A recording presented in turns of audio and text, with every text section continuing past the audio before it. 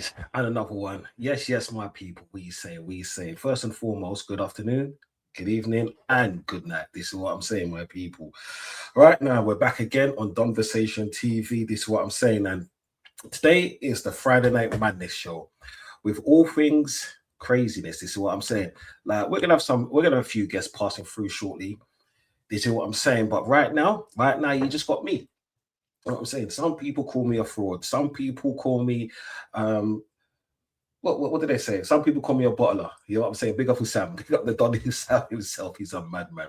You know what I'm saying? People, when you step into the building, please make sure you're liking and subscribing. Please make sure you're liking and subscribing. And if you got anything in particular that you want to talk about today, choose say, even though tonight is a football show, right? It's all about what you want to do tonight. This is what I'm saying, because it's international break. I heard that England drew today. I didn't watch the match because I don't give a flying fuck about England. That's what I'm saying, people. But we move. So we got some early people inside the place tonight. Yo, it says big up fraud C. Big up Ravi. I don't know why he's calling me a fraud. This is what I'm saying. I don't get it. Like I don't do fraudulent behavior. I'm a person that's all about manners. I'm about respect. I'm about, do you know what? Yeah, shouting out my fellow people. This is what I'm saying. I'm about uplifting. This is what I'm saying. And it says big up fraud C. What a pussy. Oh, this is what I'm saying. Then Donchenko. No, he says Donchenko. My brother, we say G. Look, yeah, I blame Blacker for this name. I blame Blacker for this name because it was one of my own Arsenal brothers that said, call me Donchenko. This is what I'm saying. Yeah. I can't believe it. I can't fucking believe it. And you know this dude here, yeah? You see that bloodline, yeah? I call it a bloodline. You get me, yeah? They are friggin' frauds. Every single last one of them. And here steps in another friggin' fraud. This is what I'm saying. Old tight Chelsea. Were you good, yeah? I hope you're okay.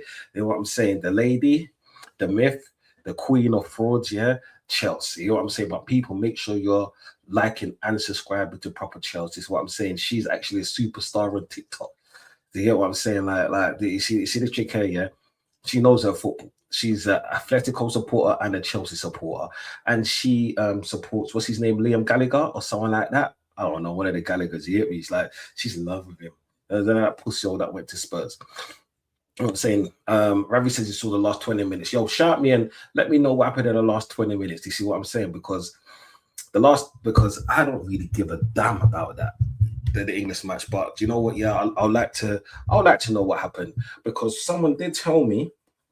I was on the phone somewhere and they did say Ben White scored, but then he's the reason why they scored. He gave them a penalty or some madness like that. And Ravi, lovely Ravi, this is what I'm saying. He's such a good guy. Yeah, he puts Chelsea's link in the stream. This is what I'm saying. So just click on it, open another tab, and show us some love as well. This is what I'm saying. Show us some love as well. So, people, man, what you say, man? How's your Friday night been going on so far? Because my Friday night is just like a regular night. You get me? Out in the day, here at night. This is what I'm saying. Here to entertain you people. This is what I'm saying. Like, yeah. And he says, sub to Proper Chelsea for Bridge and Atletico vibes. Do you know what? Yeah. I would say there's more Atletico vibes because there's nothing going on at the Bridge at the moment. This is what I'm saying. Remember what I said the other day about? Yeah, Chelsea Bridge is falling down. We all grew up with that song. That's why I was saying that sick nursery rhymes. Yeah, but you know what? Yeah, I can't believe it. They have locked off the Premier League for a week. Yeah, it's nice to see my players have a rest, because I realized that who was it? I heard Saka's not going to be there, or not many Arsenal players are going to be playing in the internationals this week, which is great because you know what? Yeah. It's about time that Arsenal's manager, this prick, starts to rest players or tell them that they can't go or they shouldn't go. Simply because right now we're in a title race, yeah? And we all know what happened last week Sunday, like 6 days ago. You get me? That Arsenal lost in the Carabao Cup. But do you know what? Yeah, we moved. This is what I'm saying. Like big up Doncheck. Hope you're all good. Do you know what? Yeah. I blame Flawless for this, because Flawless, yeah, he called me Donald Charles. Yeah. The moment he called me Donald Charles, yeah, was the moment people like this, yeah, like this, yeah, and like this, yeah, and even people like this, yeah, yeah, they just call me names. I don't understand why I go on. You see what I'm saying? Yeah, I don't understand why I go on. And he said, Don, Liverpool are frauds. Might keep Slot. You know what? Yeah, I hope he keeps Slot because, in my opinion, and I'm just one man, I'm just one person.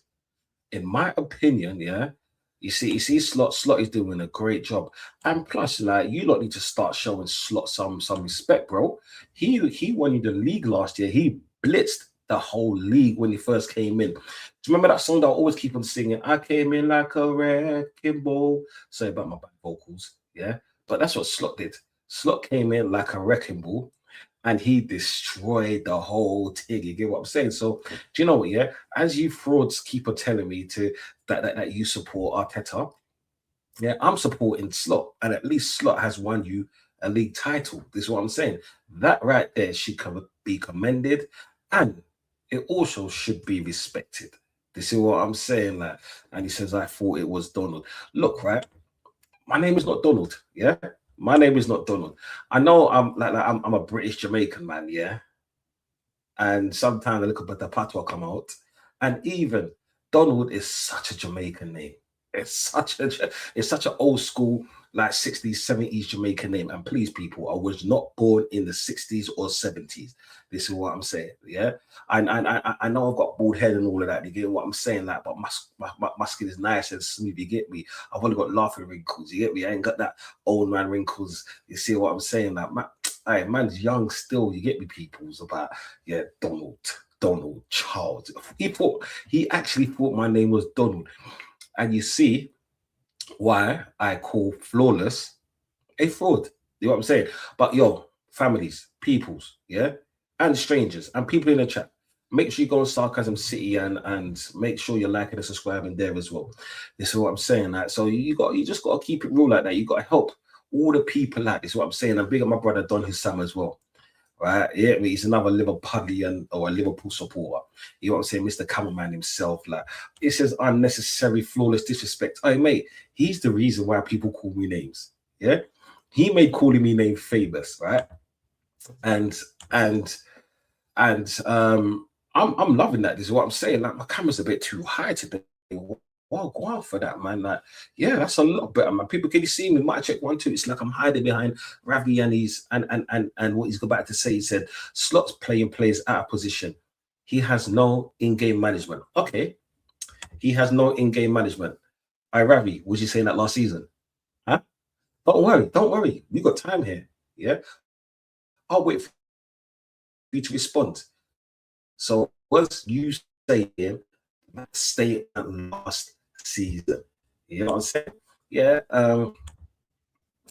And do you know what? Yeah, proper Chelsea. That's not really what I didn't know my computer today, man. Do you know what, people? My computer's just been down on friggin' haywire today. I just can't believe it. Yeah. I just can't believe it. If my computer froze, I apologize. Yeah. I've been having pure technical technical faults today. It's probably all the hate from you frauds, yeah? About look at this one. Look at the disrespect to this one. Head shining more than the dusty cup winners cup. All right, Chelsea. All right, Chelsea. All right, Chelsea. I'll say it one more time. All right, Chelsea. Yeah?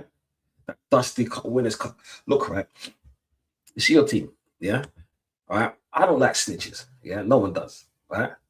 But you see what Nottingham Forest did and what Everton did, yeah? They're taking you man to court. Yeah, I hope they win. You know what I'm saying? For that comment alone, I hope they win. I hope you lot, yeah, they take points of you lot. Even though you lot sell snitch, they said, yeah, you don't have to audit us. We'll give you everything.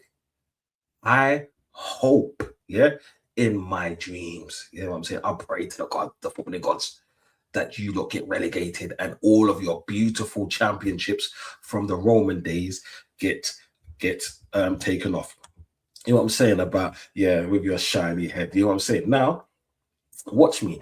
Like, do you know what, yeah, people? When I was going to, if and when Arsenal was going to win the league this season, yeah, if and when, it's a big if and when, I was going to go easy on some of you, yeah? I'm going to be shameless. I'm going to be, once I say it one more time, I'm going to be shameless, yeah? You know what I'm saying? But first and foremost, yeah, we got a guest coming true. Yeah, he's actually, yeah, he's a person that likes to make people crash out. I don't understand how and why he does this. You know what I'm saying? He's a Newcastle fan. Them lot, they won something last season. Is he a manager in? Is he manager out? Does he care? Does he care if Gordon wants to come to Arsenal because you know the links are real? Yeah, because when Arsenal fans say things, the links are so real. This is what I'm saying. It's so real. So big up man like Ted. We say, my brother, you good? Yeah, doing good. Yeah, not been a good what do you call it, 7 days or whatever it's been for Newcastle, but yeah, doing good.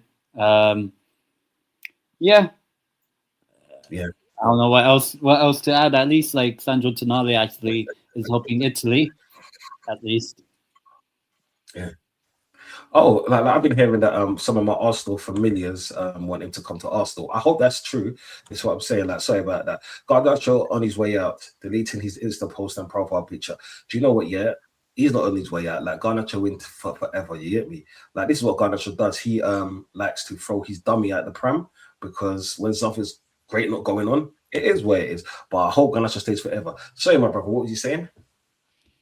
Yeah, I mean Tonali, I saw like a little bit of news yesterday or the day before, whatever it was, about Mm, like something about if Newcastle don't get uh, European football, wherever it is, then he is more available to go. But that's like doesn't isn't that just for like any team when you think about it, mm, you know?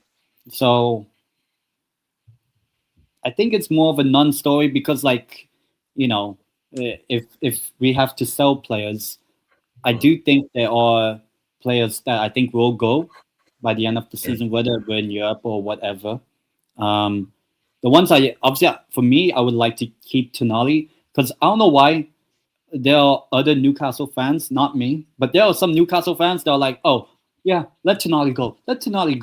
But then they'll be happy to to I don't know, maybe oh we have to keep Gordon, we have to keep Livermore or whatever. For me, I think Tonali, apart from maybe like Bruno G and maybe Lewis Hall, I think yeah, Tonali is probably top three, top four players at our yeah, yeah. club.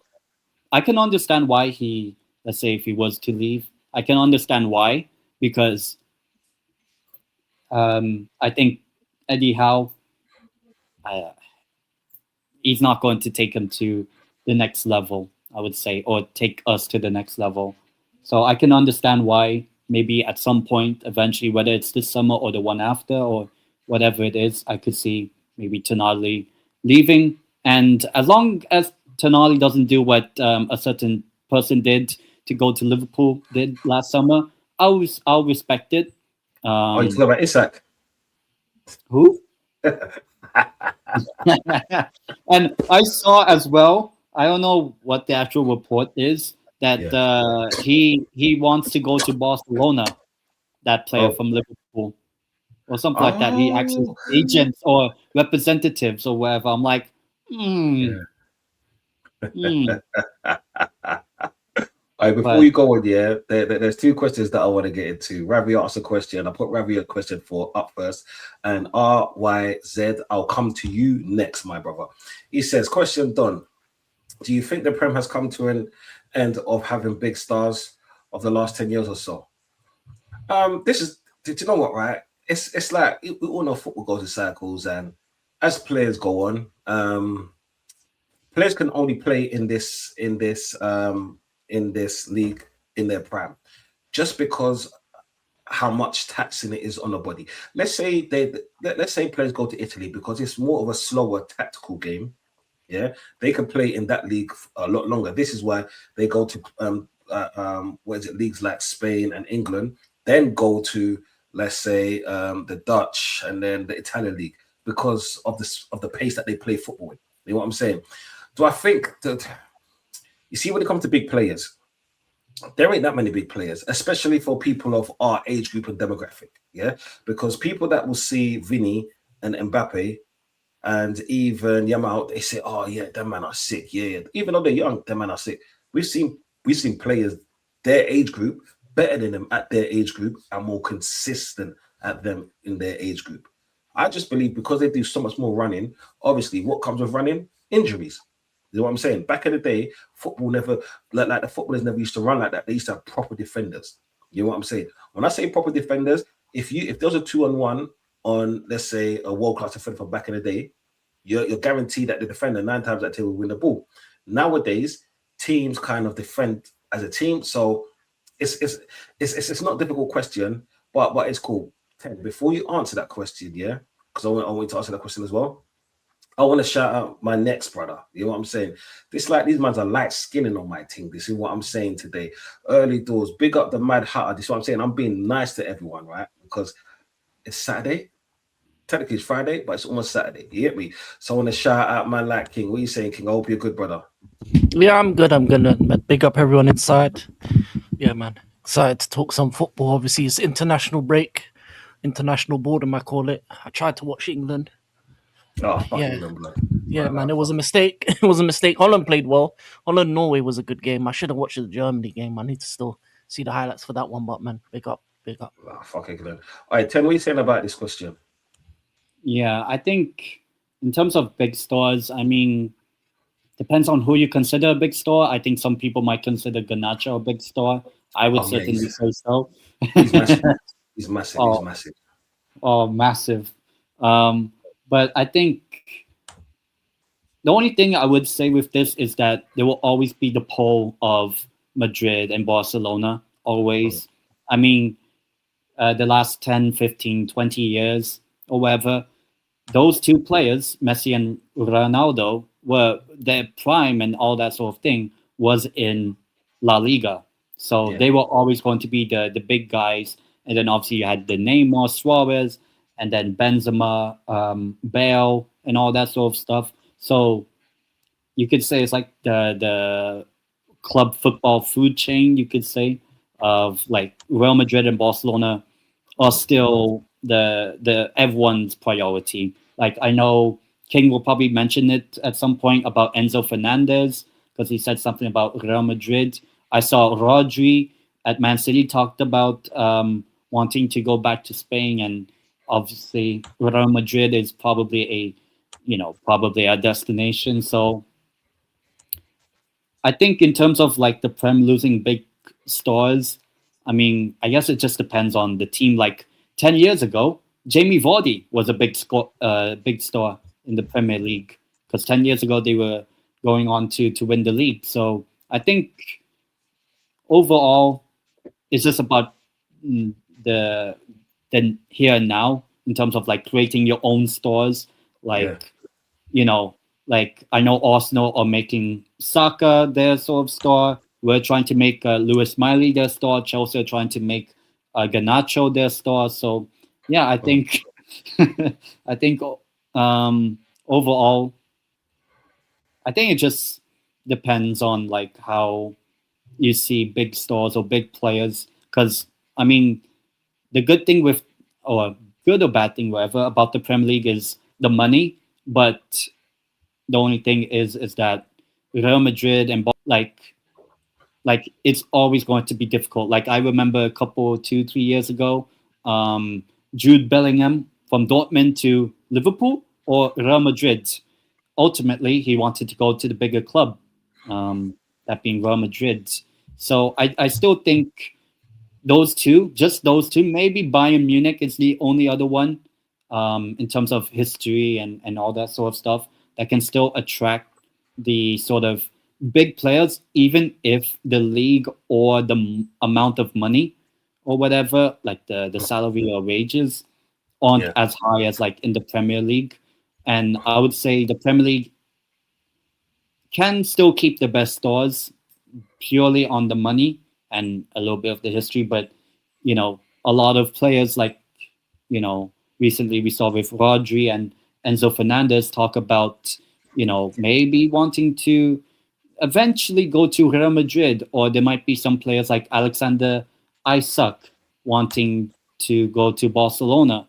So I do think there's still like that sort of food chain. Like there's always going to be Man United, Arsenal, Liverpool that are big clubs, But Real Madrid, Barcelona are like, I think, a stratosphere above. So they'll always attract an Mbappe, Vinny, even Holland. If that, because I saw somewhere Man City might get 2 trillion point deduction or something like that. So we'll Yeah. see. But I would say the Prem isn't coming to an end. It's just that maybe it's just a cycle. Like Real Madrid, Barcelona will still always get the pole over everyone else, I would say. I heard that, bro. To be honest, you make great points, bro. You know what I'm saying? I can't deny anything that you said. You know what I'm saying? Like today, people, I'm not gonna try. I'm trying not to be fraudulent, not yet, anyway. Yeah, King, what's your thoughts on this one? On this question? I mean, I don't think at any point the Prem has had big stars comparatively. Like in this period of time, the two biggest stars were Ronaldo, Messi, and Yeah, they were at Madrid, Barca. Then you look at the third biggest is probably Neymar. He was at PSG.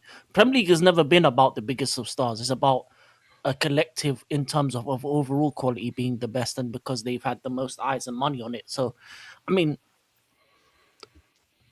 I don't think you need stars to have a good league. I don't think you need stars for people to want to watch it. uh-huh. There are still talents that you can promote, and like every team has players that you would say that they can promote and say they're the ones that people are gonna go to a game and watch. For example, Chelsea, Palmer, Esteval, Arsenal. You got your Sakas, stuff like that. But in terms of the biggest stars are always going to go to your Barca's, Madrid's, PSG's, and Bayern's. Those four clubs are the only clubs that can outpull a Premier League club in terms of Yeah. a player wanting to play for them. In terms of financially, I think the only team that can compete financially is maybe PSG. I don't, and sometimes Madrid if they want to spend money, but Barca don't have the money that they used to have. Bayern don't really compete financially because you saw that with the work situation. Liverpool just out muscled them in terms of finances for that. So there'll always be stars in the Premier League. It just the higher echelon level stars are always going to be attracted to the clubs with the biggest history, and for that, in terms of is Barca, Madrid. In terms of the best team right now, you look at PSG, so you're attracted to that. But I think PSG, the issue they have is their league. So a lot of players will eventually want to move on, and then Bayern is a similar thing. Players want to move on. So even if they're their best players, for example, in Elise Musiala, they'll eventually move on from Bayern because that league only has so much of a shelf life in terms of unless you're comfortable over there, unless you're German national and you're comfortable over there. Same with France. I think eventually you want to move to the Premier League or Spanish league because it's based on playing on in the best league and the most competitive league. So there's always going to be star power, but I don't think star power is the problem with the Premier League. I think it's style of football. I think the issue is a managerial issue rather than a player issue. I think the players have the quality to play good football. I just think a lot of these managers play a bland style of football, and I think it's more of we're in a manager crisis rather than a player crisis because I don't really see who the next level managers are. You look at maybe Xabi Alonso, you look at Fabregas, you look at some of these up and coming managers, but we've had like a gap between the times of Mourinho, Pep, etc., to now, where there's like a little gap area where there's not many managers coming through, and it because it's so expensive. I think the issue is, and because the football in general has become more manager based. It's more about formations, managers. It's more about them being the ones that dictate how you play more than the players themselves. Because the big, it's not so much stars, it's mavericks that we've lost in the Premier League. It's the maverick nature of players. It's the ability to get the ball and just, yeah, I don't care what my manager said. I'm just gonna go and play. The last one I saw at my club was Eden Hazard. He did not train, didn't really listen to the manager. He just said, like, just give me the ball. I'm gonna score a goal. I'm gonna. Guys, stop disrespecting Garnacho like that, blood man. He's a maverick, blood. What can I say? I don't know why you guys keep trying this Garnacho problem. He's gonna be at Arsenal soon enough. But anyway, yeah, that's my thing. I think it's the end of Mavericks rather than big stars, because stars will always be there. It's just the maverick nature of players that has been lost, and I think that's the difference. And the fact that we're in a manager crisis. I think the level of manager isn't good enough either. Yeah, man. Did you know what it is? You're both right. This is what I'm saying. You're both right. He said very similar things, but very different as well. This is what I'm saying. Like I'll just add to it that I just don't think the pool is very big all round. Because if if we look back even just 10 years ago, look at the players that were playing at Barcelona. Even let's start on my team, Arsenal. We even had the Nazaris. We still had Fabregases. This is what I'm saying. Adebayors, Khleb. That's a bit further back, but you know where I'm going with that.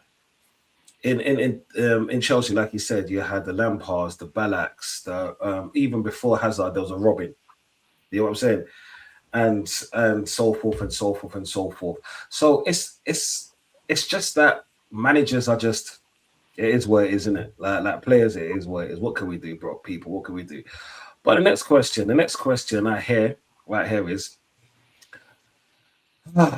mate, you need to hear my thoughts. I didn't mean to do that, yeah. I really did.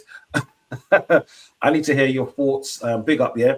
Yo, Don Hassan, I have respect for sending people over. This is what I'm saying for raiding. Man is I respect. You get me? Donny Hassan raid. Yeah, big up his son each and every time. Yeah, that's my brother.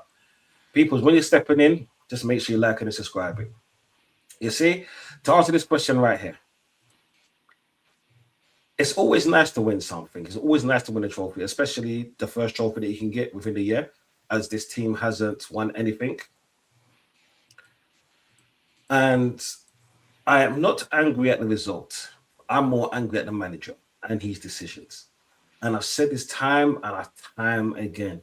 We have a very reactive manager. Very reactive manager. It pisses me off. Do you see what I'm saying? Yeah.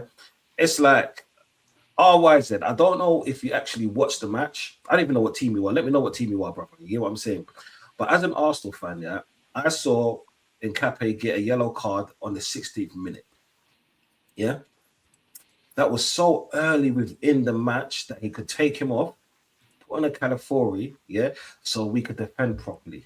If you didn't realize it, Nkape was terrorized by Cherksey, by Semenyo, and by Doku, yeah, and at times two of them was always on him.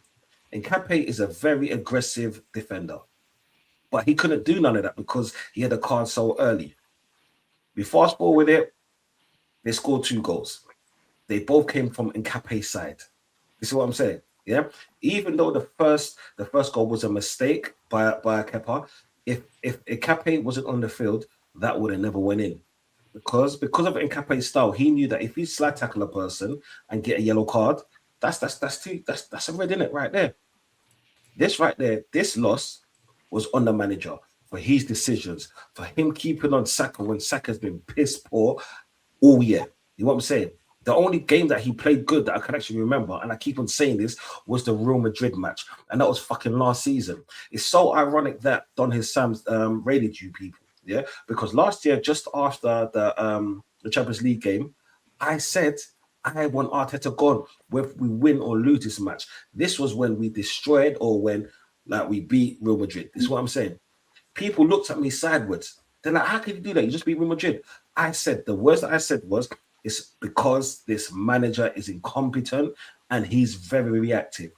Sunday showed it. He's not great. He's not a great manager. Yeah, he's a good manager. He can get you to a certain level, but for us to actually get over that hurdle, yeah, he's not there. And even if we win this league, it's not because Arsenal played great all season. It's because Man City keep dropping stupid points. It's because Liverpool don't know how to retain their title.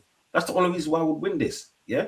And you know what? I'll take it each and every day, but it's not good enough. But you know what? Yeah, I got a shout out down his son. This is what I'm saying, because my brother right there. All right. I'm saying he's been nice to me lately. Yeah. So I'm not gonna say nothing negative about him because he's a nice guy. Even though he's a fraud at times, a very nice man. This is what I'm saying. So people, when you're stepping in, please make sure you're liking, please make sure you're subscribing. Today it's about football and whatever. So ask anything you want. I didn't watch the internationals because I don't care about them. I think they're pointless. I think they should just give the players a rest because we all know Saka needs a rest because all he's been doing is limping. And I heard that Madueke is injured. So that's another injury to add to the list. yeah, from a pointless frigging international. Yeah. But you know what? We move. Yo, King. Yes. 1 second, 1 second, 1 second. These thoughts are bigger fish to fry. All right, all right, all right. Yeah. Just because I'm bald, yeah, and I'm black, and my first name starts with Don, the end is not Robbie. This is what I'm saying. But big up Robbie each and every time about bigger fish to fry. But you know what, yeah? He's got a point because you know what, yeah? I had a Christian man out here, yeah. It's coming up to Easter soon, and in the Jamaican culture, for Easter, we fry fish. So do you know what? Yeah, you might actually have a point in that. So do you know what? Yeah, big up you each and every time. All right, sure, big up each and every time. Yeah. That's So funny. King, on your Yes. team on Chelsea, talk to me, blood. What's going on with them? Like, it's like 4 steps forward, 6 steps back. You know what I'm saying? It's like man's doing a 2-step out here. That's what Chelsea are like, man. They're slumbering all over the place.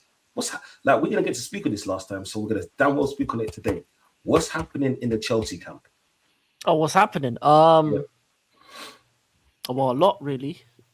A lot. Got a new manager who's not been good enough. He had a good start. His cracks is starting to show. Um, he's not a good big game coach either. In the big games, we've just lost all of them. So back to back with the PSG, Newcastle game, the Arsenal games. He's shown that he's not of the level, which, to be honest, I already knew before he came in. I just wanted him to be successful because he's a man of color, and there's not enough of those coaches. So I wanted him to actually have a good chance, at least try and do something. But I just think he's just not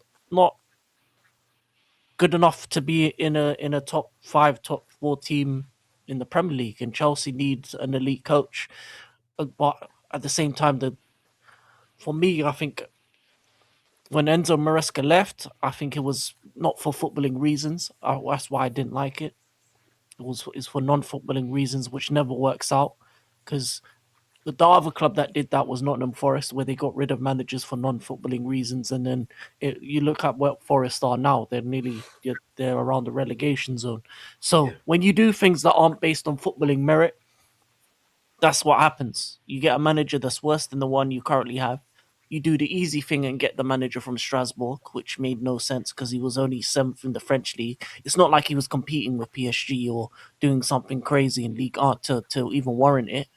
And then you have a bunch of players that are regressing under him because Enzo Maresca's coaching was able to kind of get rid of was kind of masked in the negatives of the squad. But goalkeepers aren't good enough, centre backs aren't good enough, most of our wingers aren't good enough. So we have good pieces and then a lot of shit around it. So it's a problem on all levels. Sporting directors aren't good enough, managers isn't good enough, and there's a lot of players that need to be moved on in order for us to be where we should be.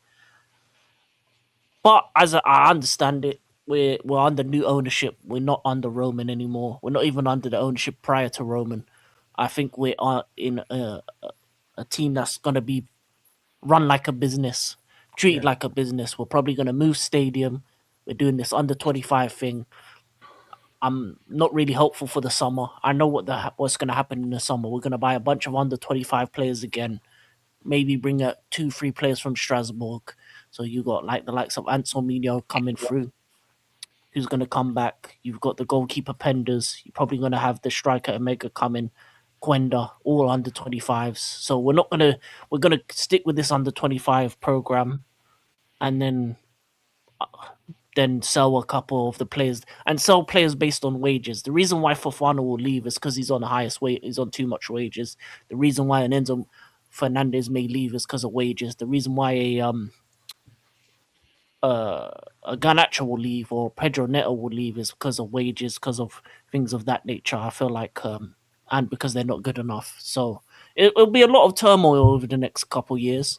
I don't know if they ever get it right, but in order for them to get it right, the ownership needs to get a better sporting director and a better coach. Because yeah, PSG are doing a similar under 25 thing, but they have as I said, you need an elite coach and an elite sporting director in modern football. The players are interchangeable. Players for me are interchangeable, but the two things that every club needs in order for them to be successful is the manager and the sporting director. Arsenal have one of the two, and that's why they're unsuccessful because their manager's not good enough, but their sporting director is. Facts. But you Facts. look at PSG, they have both. You look at Bayern, they have both. You look at the top teams, they have both of those things. Like you see why Madrid and is struggling because their sporting director or their owner is not doing the right things for the club, but their managers have been good enough, but then they are unsuccessful. Because you need both. You need both of them. You need both of them in order for you to have sustained success. And that's why Bayern and PSG are the two best teams in the world. That's why Madrid are floundering. That's why Barcelona is having a bit of it. Barcelona is starting to become good again because they've started to go back to their roots as well. And that's why all the English clubs honestly aren't good enough because City do have those two things, but Pep's on the way down, so they do need to replace Pep eventually. But every other club has an issue either with the sporting director or the manager. For United, it's both. For us, it's both. For like Newcastle, I think it's more of a manager issue, but they do have a sporting director problem as well. But I think the manager issue is much bigger. So as I said, if you don't have those two things correct, it doesn't really matter who you sign because you can sign 11 of the best players in the world. If the coach isn't good enough, you're never going to win anything. And we've seen 11 of the best players come together. Look at Real Madrid Galacticos. Go check their period out. Go check how much they won, how many leagues they won, how many Champions Leagues they won. 11 great players, but didn't work Yeah. out. Yeah, I think the problem was when they sold. I think it was Makaleli to you lot, innit? Yeah. Right, because I think they started that from 2002, if I can remember. I think when I think the first one was when Figo went from Barcelona to Real Madrid. Obviously, they bought Zidane from the Italian league. Raul was always there. Casillas was always there. Ramos was there. No, Ramos came from Atletico, didn't he? No, Sevilla. Sevilla. That's it. Sevilla. This is what I'm saying. Obviously, Ronaldo, the original one, R9. Now there's some ballers, but then that's what happens when you have too many stars. You don't have no runners. Yeah. Like look at Liverpool last season, right? The runners were McAllister in the middle and Gravenberch, is what I'm saying. Obviously, Trent wasn't that great, but then going forward, like no one does a better dead ball than Trent. Right? So and then because they had Konate and Van Dijk, what he lacked, them two brought. This is what I'm saying, because with Van Dijk, he was like 2.5 players last season. You know what I'm saying? Robertson was like he was unstoppable. This is what I'm saying. So, and then when you look at nowadays players, especially because you said something about having a sporting director and a manager in sync, basically. That right there is hard to find. This is what I'm saying, because it's not even about the internal beef. It's about both understanding that the club comes first. You get me? Yeah. And PSG, I think PSG and Bayern Munich are so good at doing that. More Bayern Munich, because Bayern Munich's been doing that for so many years. And the thing is, Bayern Munich don't overpay on players, and they don't give failed. When I say failed, yeah, people, I'll put it into perspective. Failed footballers a 300 grand contract a week. Yeah. If because when you start doing that, you kind of putting a player on a pedestal. And when they don't win anything for your club, they don't deserve that kind of money. This is what I'm saying. Bayern Munich don't do that. They have a wage cap for a reason. They're a sustainable club for a reason. Yeah. This is why I've got nothing bad to say about them ever. You get me? Yeah. Barcelona, in another hand, we know that they're piss poor with money, but they've never been good with money. I don't think none of the Spanish clubs have. This is why they're always going into liquidation. But you know what? Yeah, it's not about that today. It's not about that today. So, Tim, you know, with Newcastle, what next for them? Because after last season, remember we spoke last time, after last season, we thought that you lot was going to at least do better in the league, maybe or possibly go a lot further in the FA Cup. Yeah. In Europe, I didn't have no big hopes because you haven't got a big team, right? But domestically, I thought you was going to get at least the FA Cup. What's with the regression? of the season? I think actually I saw a statistic among the top 5 leagues. We've played the most games of every team. I believe there's been 31 Premier League games, 8, 10, 12 Champions League games, Mm. 5 or 6 Carabao Cups and 3 FA Cup games, Yeah. and all that. But I wouldn't say that's an excuse. But yeah, our squad isn't big enough. But also, it's not that good enough as well. I would say, because I feel like I knew before the season started, and during when the season did start, I knew we will turn up in the Champions League, which I would say we did up until that second half a couple weeks ago against Barcelona or something. And then for the other competitions, mostly the Premier League, I mean, we don't win games consistently back to back to back to back, that sort of thing, like that an Arsenal or Man City or whoever else does. Because, the last season, during the Christmas period last season, so December 2024, January, I remember we had like a 9-10 game winning run in all competitions when we beat Arsenal at the Emirates, beat Spurs at Tottenham, 3 days before, beat Man United at Old Trafford, But I also think at the same time, that was when we didn't have any European football. So, in my opinion, I feel like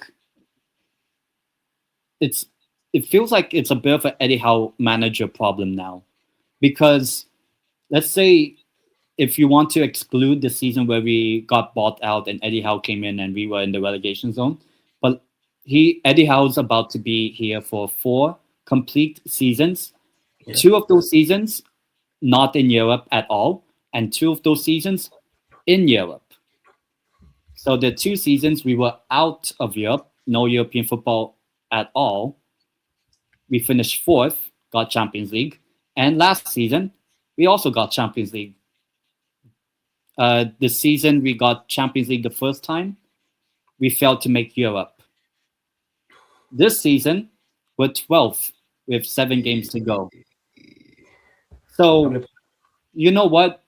Next season, we're not in Europe. We're getting Champions League football.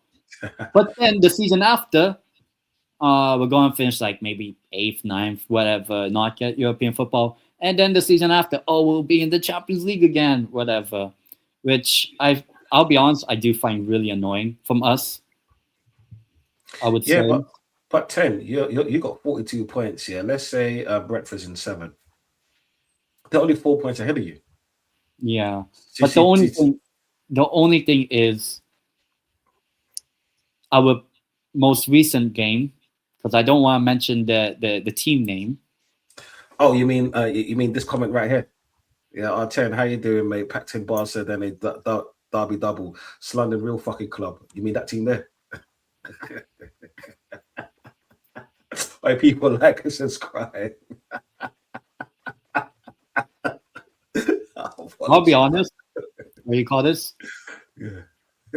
I think I said on last week when on this show, I said, okay, I can accept losing 7-2 to Barcelona. That's fine. Because like you've seen your club lose 10-2 on aggregate, It's not about me, bro. It's not about me, blood. Just keep it to you, blood. Don't try and deflect. This is what I'm saying. This ain't not deflecting. That was fraudulent. or what you call Chelsea losing 8-2 on aggregate or whatever. But I said, okay, what's the response? I said, what would be the response from losing by that result against Barcelona? Well, I found out. On that game on Sunday, and I'll say the boos at the full time. I mean, it should have been louder. I don't know. There was some people, like just on the videos I've seen of people, there was some Newcastle fans after losing the derby. Yeah. but there were probably fans next to those people that were clapping, boo, boo, get out, whatever, that sort of thing. It kind of shows, I'll be honest, the sort of culture and mentality in terms of the fan base. I don't know about the team itself or the players, but the Newcastle fan base, like there were some people saying, okay, like a week ago or more or less, would you rather beat Barcelona and lose the derby or win the derby but lose to Barcelona? For me, I was always going to pick lose to Barcelona, win the derby. We ended up losing both anyway, but if there was a guarantee one or the other, I would have picked winning the derby, which kind of shows that I feel like, because for me, against the in the derby, for me that's the biggest game. Yeah, of course, Barcelona, it'll be great if you win, fantastic. Obviously, we didn't, but you have to win the derby, especially what happened back in December when you didn't turn up and lost. Now we've lost again at home, and we had some of our fans, which I'll be honest, I'm like that's I think that's also becoming a problem in the fan base. We're kind of doing what not all Arsenal fans, but some Arsenal fans are doing with Arteta. Look how Arteta has taken Arsenal from where he started to now. People are saying, look at what Eddie Howe's done for when he first came in, and now what he's achieved or whatever. But I feel like, how long are you going to keep that? He kept us safe from relegation his first season. Like, that's like 5 years ago. So how about, let's say in 10 years later, somehow he's still the manager, Eddie Howe? Are we still going to say, oh, but 15 years ago, he saved us from relegation? I don't care. That's 5. Well, now it's 5 years ago. Like, I don't care about what happened 5 years ago in terms of like, surviving relegation or whatever. Because we were always going to be safe, like at this point 4 or 5 years ago, when it was that season. And then he got us into the Champions League a couple of times, but that was when we didn't have Europe. So is it just going to be like, how about next season when we're not in Europe? We're definitely getting top 4, top 5 because we don't have Europe, that sort of thing. But when we're in Europe, when we're going to be where we are in the league or whatever. And I'll say that's the annoying thing, because okay, I can accept maybe the first time, like the first season we were in Europe a couple years ago, I was like, okay, it's his first time in Europe. Maybe he gets the experience, and now obviously this season, can second time be a charm? No, and that's why I feel like, what do you call this? Eddie Howe is good, but he's not up there. He I think I will say some fans, like maybe me or whatever, and maybe a few others, probably outgrown Eddie Howe as a manager, because I can somewhat respect what Eddie Howe has done over the 4 or 5 years he's been here, but I think, as a once great man at AFTV once said, it's time to go. I just think, rest in peace, Claude from AFTV. But I do think that it is time, because I think the 2 biggest games he had to win was the derby games, the home and away. Okay, if you can accept losing the away one, just win the home one. He didn't. He lost when we were 1-0 up as well. So I think that was the breaking point for other people that were a bit on the fence, but apparently for some people it's still. So for me, I feel like because of that game, at least for me, I don't know about other people in the fan base, I think the season's done. In terms of like, if we get Europe, yay. If we don't get Europe, yay. That sort of thing. Like let's say had we won the game on Sunday, then okay, we can build some confidence, build the form. We would get Bruno G back, Tonali. Obviously, he did well with Italy last night. Uh, Lewis Miley probably be back and have a full, more or less fit squad. Fit squad, yeah. With 7 games to go, you just won the derby. Let's say if that was the case, you push on. We have some winnable games with the final 7 games of the season. But now, the reality is we lost the derby. Yeah, maybe we might go on a run. Maybe we beat Palace, we beat Bournemouth. I don't know about what we do against Arsenal, whatever. But No. but I think overall this season, I wouldn't say it's a write-off, but now also there's been reports of, Tonali might go, Gordon might go, Livramento might go, Lewis Hall, Bruno G. I mean, when can someone come in for Joe Willock? That's No. We gave him to you. Don't worry, we gave him to you. That's what I'm saying. keep him, brother. But yeah, I think overall, no matter what happens by the end of the season, whether we're in Europe or not, there has to be a change. And I know Eddie Howe from a press conference or something saying there will be changes in the summer, up to 7-8 players or whatever changes. And I'm like, okay, but will that be with Europe? Will that not be with Europe?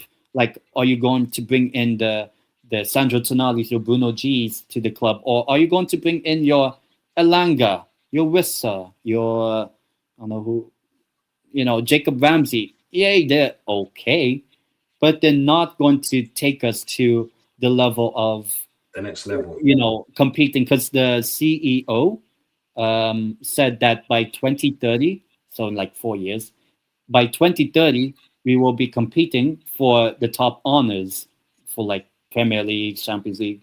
That's what I'm assuming. So that's in 4 years. Right now, I just don't see Eddie Howe being the guy that will deliver on that sort of promise. I'm not saying win a Champions League, Premier League, but competing, maybe compete like an Arsenal or compete in the Champions League. I just don't see it unless we're out of Europe all completely, like we were the last season and this 2 seasons prior. When we're not in Europe, we can get top 4, top 5. But once we get into Europe, Champions League, then what? So I feel like, yeah, maybe next season he'll compete for the Premier League title or whatever. But that's with the assumption we're not in Europe. If we're in Europe, it'll be more or less the same like this season, even if it's Europa or Conference League, because I just think that Eddie Howe, in a way, kind of failed in terms of being able to manage 2-3 games a week, because he said as well, I saw somewhere on a news article, whatever, that Eddie Howe doesn't have the, or at the time, didn't have the time to sort of instill the sort of tactics or the training stuff because we play every 2-3 days. I'm like, so that already proves you're not at that level of you can manage 2-3 games a week. Yeah, you can, but you can't deliver win, be at least consistent, because every, we beat Chelsea away and that was good. And then the next Premier League game, you lose the derby or whatever. What, are we going to beat Arsenal at the Emirates and then lose to Brighton at home? Enough of that talk, right? I hope so. Go ahead and do that. Piss off. No. Let's slow down. Hold up. Wait a minute. Yeah, let's slow it down. No, can't go, bro. Yeah, I think overall, and obviously now with the remaining 7 games, we don't play any more midweek games. So practically, we have a very short mini season of no Europe, April, May, and that's it. So should I be expecting us to start performing well because we don't play midweek anymore? That would be my assumption then. So I would say we have to get Europe because one, I think it's important for us because Yeah. you know, if Champions. a team like if a let's say for example, if a team like Aston Villa are likely going to have 4 consecutive years in Europe, why can't we? You know, I remember West Ham had 3 consecutive years of Europe. Why can't Yeah. we? We've not actually had back-to-back European seasons since the takeover. But you see the thing of your team is I don't think Eddie Howe's good enough for your team as a manager, yeah, for sustainability. Because let's take away the Barcelona because it's no, you know what, to be beaten by Barcelona and Co, yeah, your man and Co, let's just say it's okay. Honestly, it's Yeah, okay because the first leg you don't put up a proper fight. This one, it was more class that showed. You lot haven't got the biggest team out there for one. Right? You haven't got an experienced manager in Europe playing the elite teams. Maybe if you was playing in Europa, you would have got a lot further. Right? So that's fine. Like literally being beat by Barcelona, yeah. it can happen to I was anyone. fine Yeah. with that. Yeah, Most people, that's who's going to the final. You know what I'm saying? So that's always good. For me, it's more the Sunderland one. Like, forget yeah, Sunderland at Sunderland's ground, at Stadium of Light, more at St James's Park, because at that point in the Stadium of Light, they only lost one match. This is what I'm saying, at home. So their record at home has been amazing this season, considering they just came up from the Championship. Right? It's at home because you know when you lose against a Barcelona, your next game is the most important game for the rest of the season, yeah, especially a local derby. This is what I'm saying. You man hate Sunderland, Sunderland hate you lot and red tear, tear, tear, tear. And in that game there, that's one of the worst performances I've seen of your team. I don't yeah, only watch the highlights, but then even with the highlights, because you know highlights are supposed to bring out the best moments or even at least a few good moments. You not got a lucky goal, and they destroyed you at your ground. It was disgusting, bro. Yeah. yeah, And that's the reason why I said he's not good enough. He's not a good manager for your team. You know what I'm yeah, saying? He's like the thing is, I don't like comparing, let's say, Eddie Howe to Arteta, just because as clubs wise, there's different levels yeah, to it. yeah, That's what I'm saying. And with Arsenal, we shouldn't have been in that position anyway, if we're talking about history and history alone. You know what I'm saying? With Newcastle, I've seen Newcastle get relegated a few times, come up a few times, be mid-table a few times, maybe get top four. I remember when I saw Alan Shearer, you lot got second at one stage. yeah. This is what I'm I saying about think Alan that's Shearer. yeah, And then in the top four, top three, got through to Europe in the late 90s, early 2000s, and so forth. But if you want to go forward, you need, do you know what it is? With Aston Villa, because you mentioned Aston Villa, with Aston Villa, they have a manager that knows what Europe is about. He's won Europe. He's won Europa League like 3 times, 3 or 4 times now. for Yeah, yeah, 4 times, right? So he knows what it takes to be inside Europe and to maintain a position within the league. Yeah, your manager has no information about Europe apart from sitting down and watching it as a fan. You know what I'm saying? So when he comes against the likes of Barcelona, instead of trying to go toe to toe, instead of being like, because us as fans here, we'll see Barcelona right now. And we know the only way to beat them is to play a mid-block counter-attacking football. We cannot invite pressure on us because we know they have game changers. But we know that their defense is weak. I don't understand why he didn't.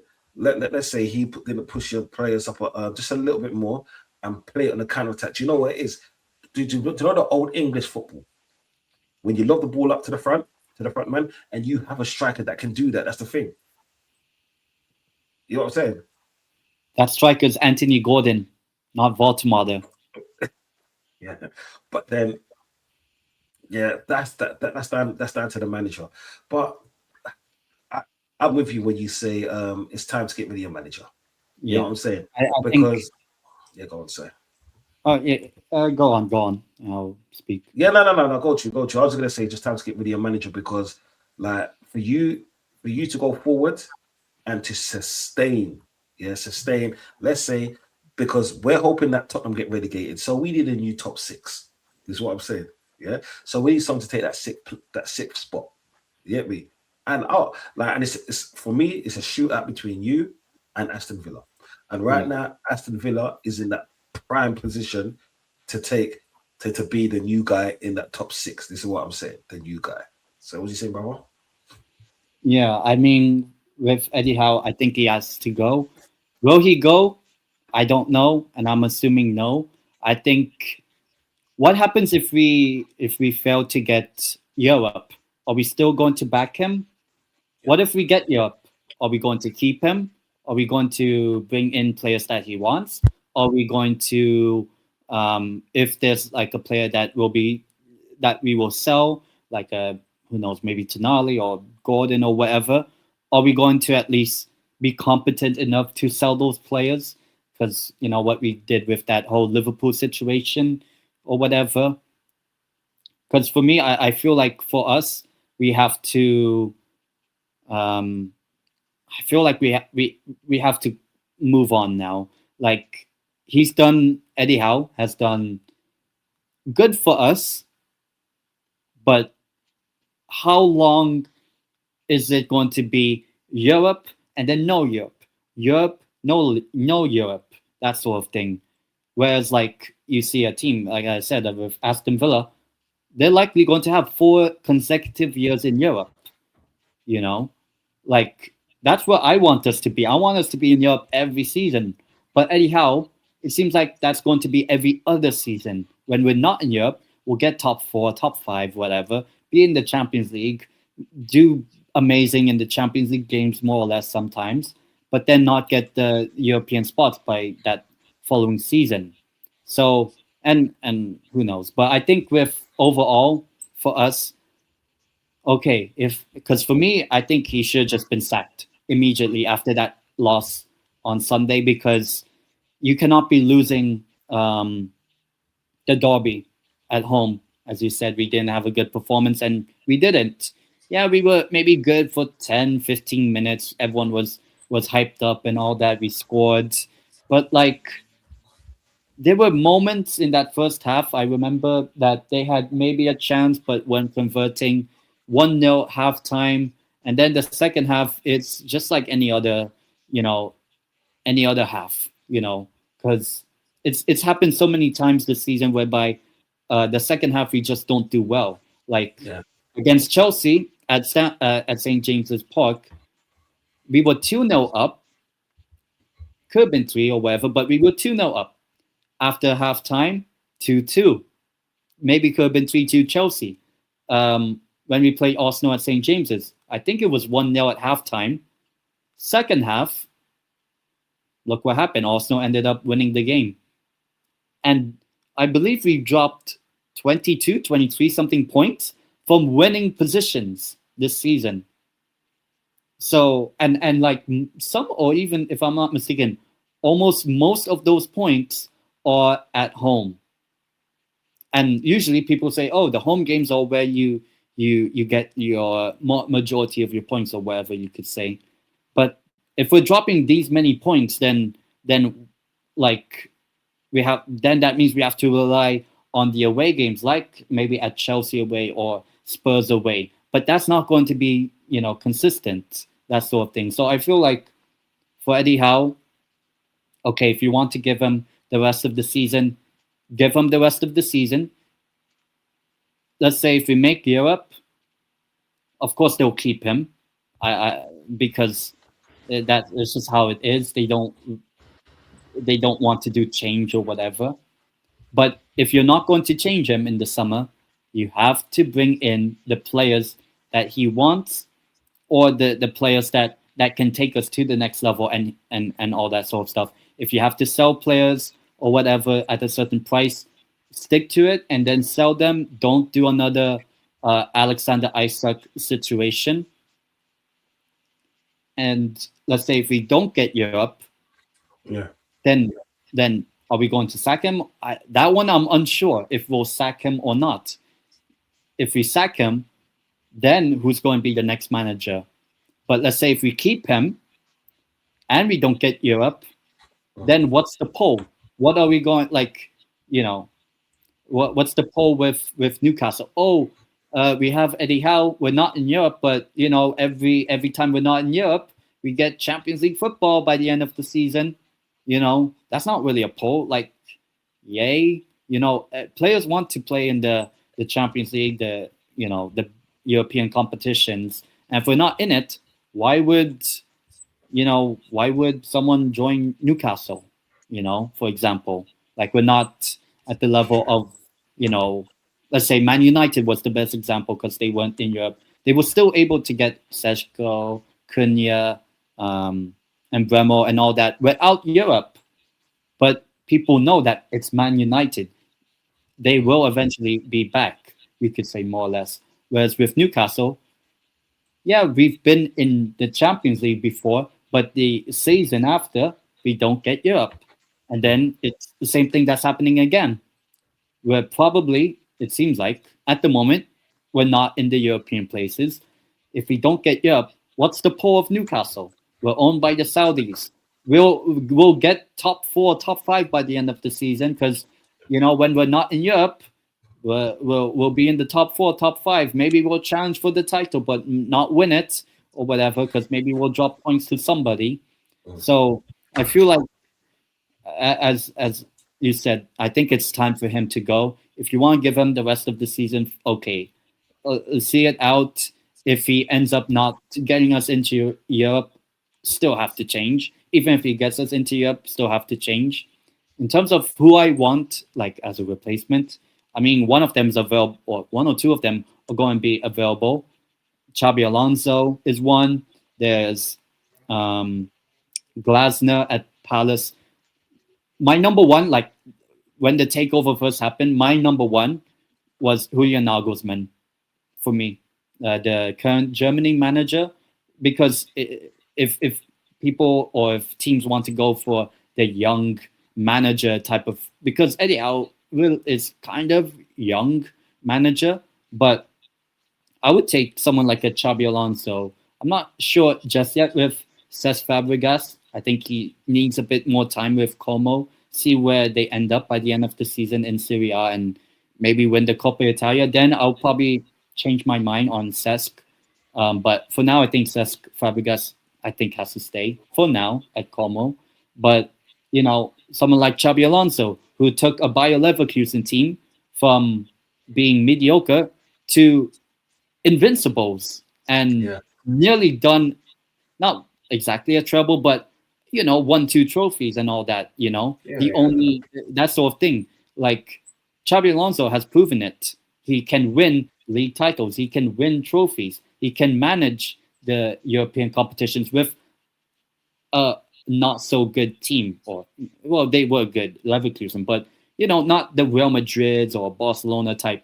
And I can view us more like a Leverkusen type of team, that we're not up to the level of a Man City or whatever, but we can if we bring in the right manager, like, let's say, a Xabi Alonso or whatever. So I feel like Xabi Alonso, Nagelsmann, Glasner, what's the other one? They were the manager at Stuttgart, could take them. I believe they're in the DFB Pokal semis and all that. Amarin?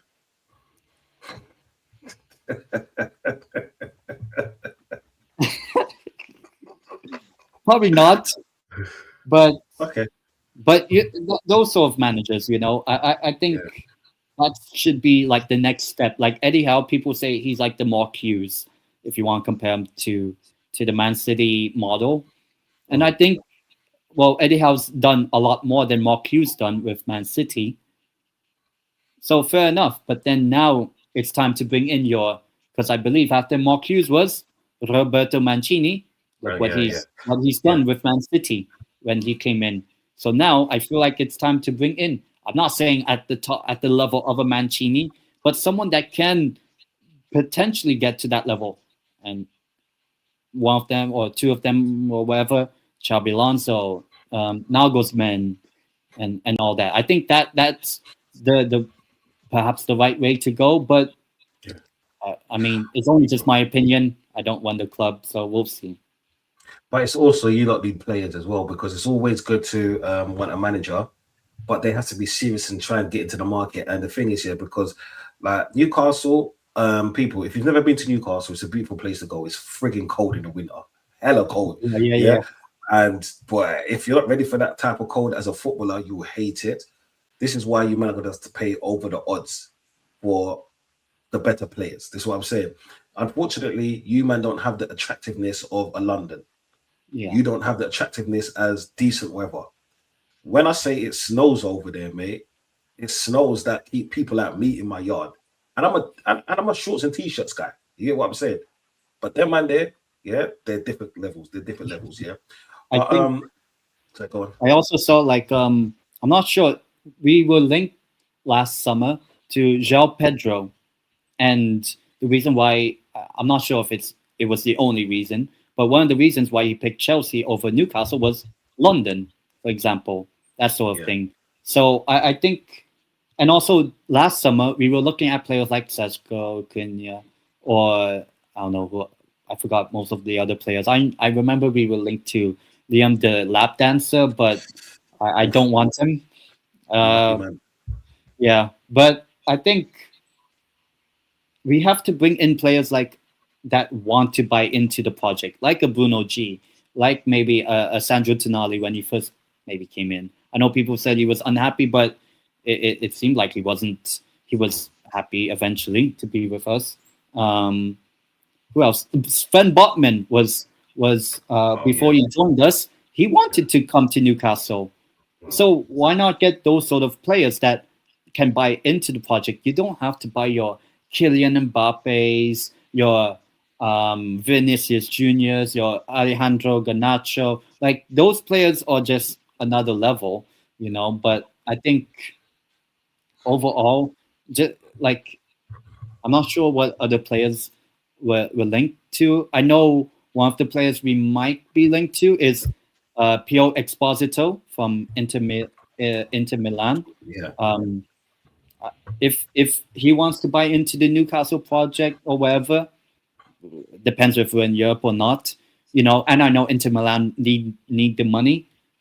You know, Premier League we can offer that, but can Eddie Howe offer to deliver on the promises? Because maybe that is perhaps why Isak left Newcastle, because he said, if I remember, like promises were broken. Would that be partly because Eddie Howe broke some of those promises? I don't know. That I can't really say because I don't know. But I think that's sort of the problem, that we go for players that's kind of like above our reach.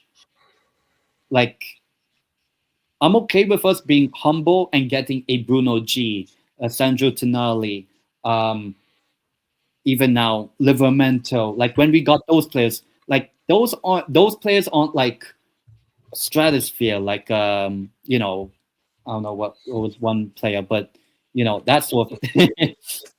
But I That's mad. mean, That's mad.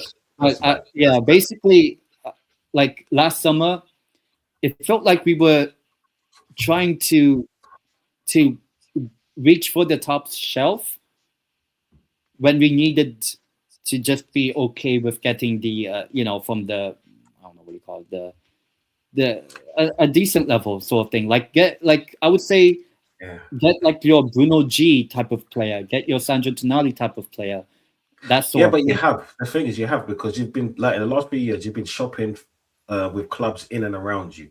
You haven't got the big names, extravagant names. It's like Yeah, Isak. Even though we heard Isak's name, Isak was just another maybe. This is what I'm saying. yeah, Gordon was a maybe. Look at the play that he got from Arsenal.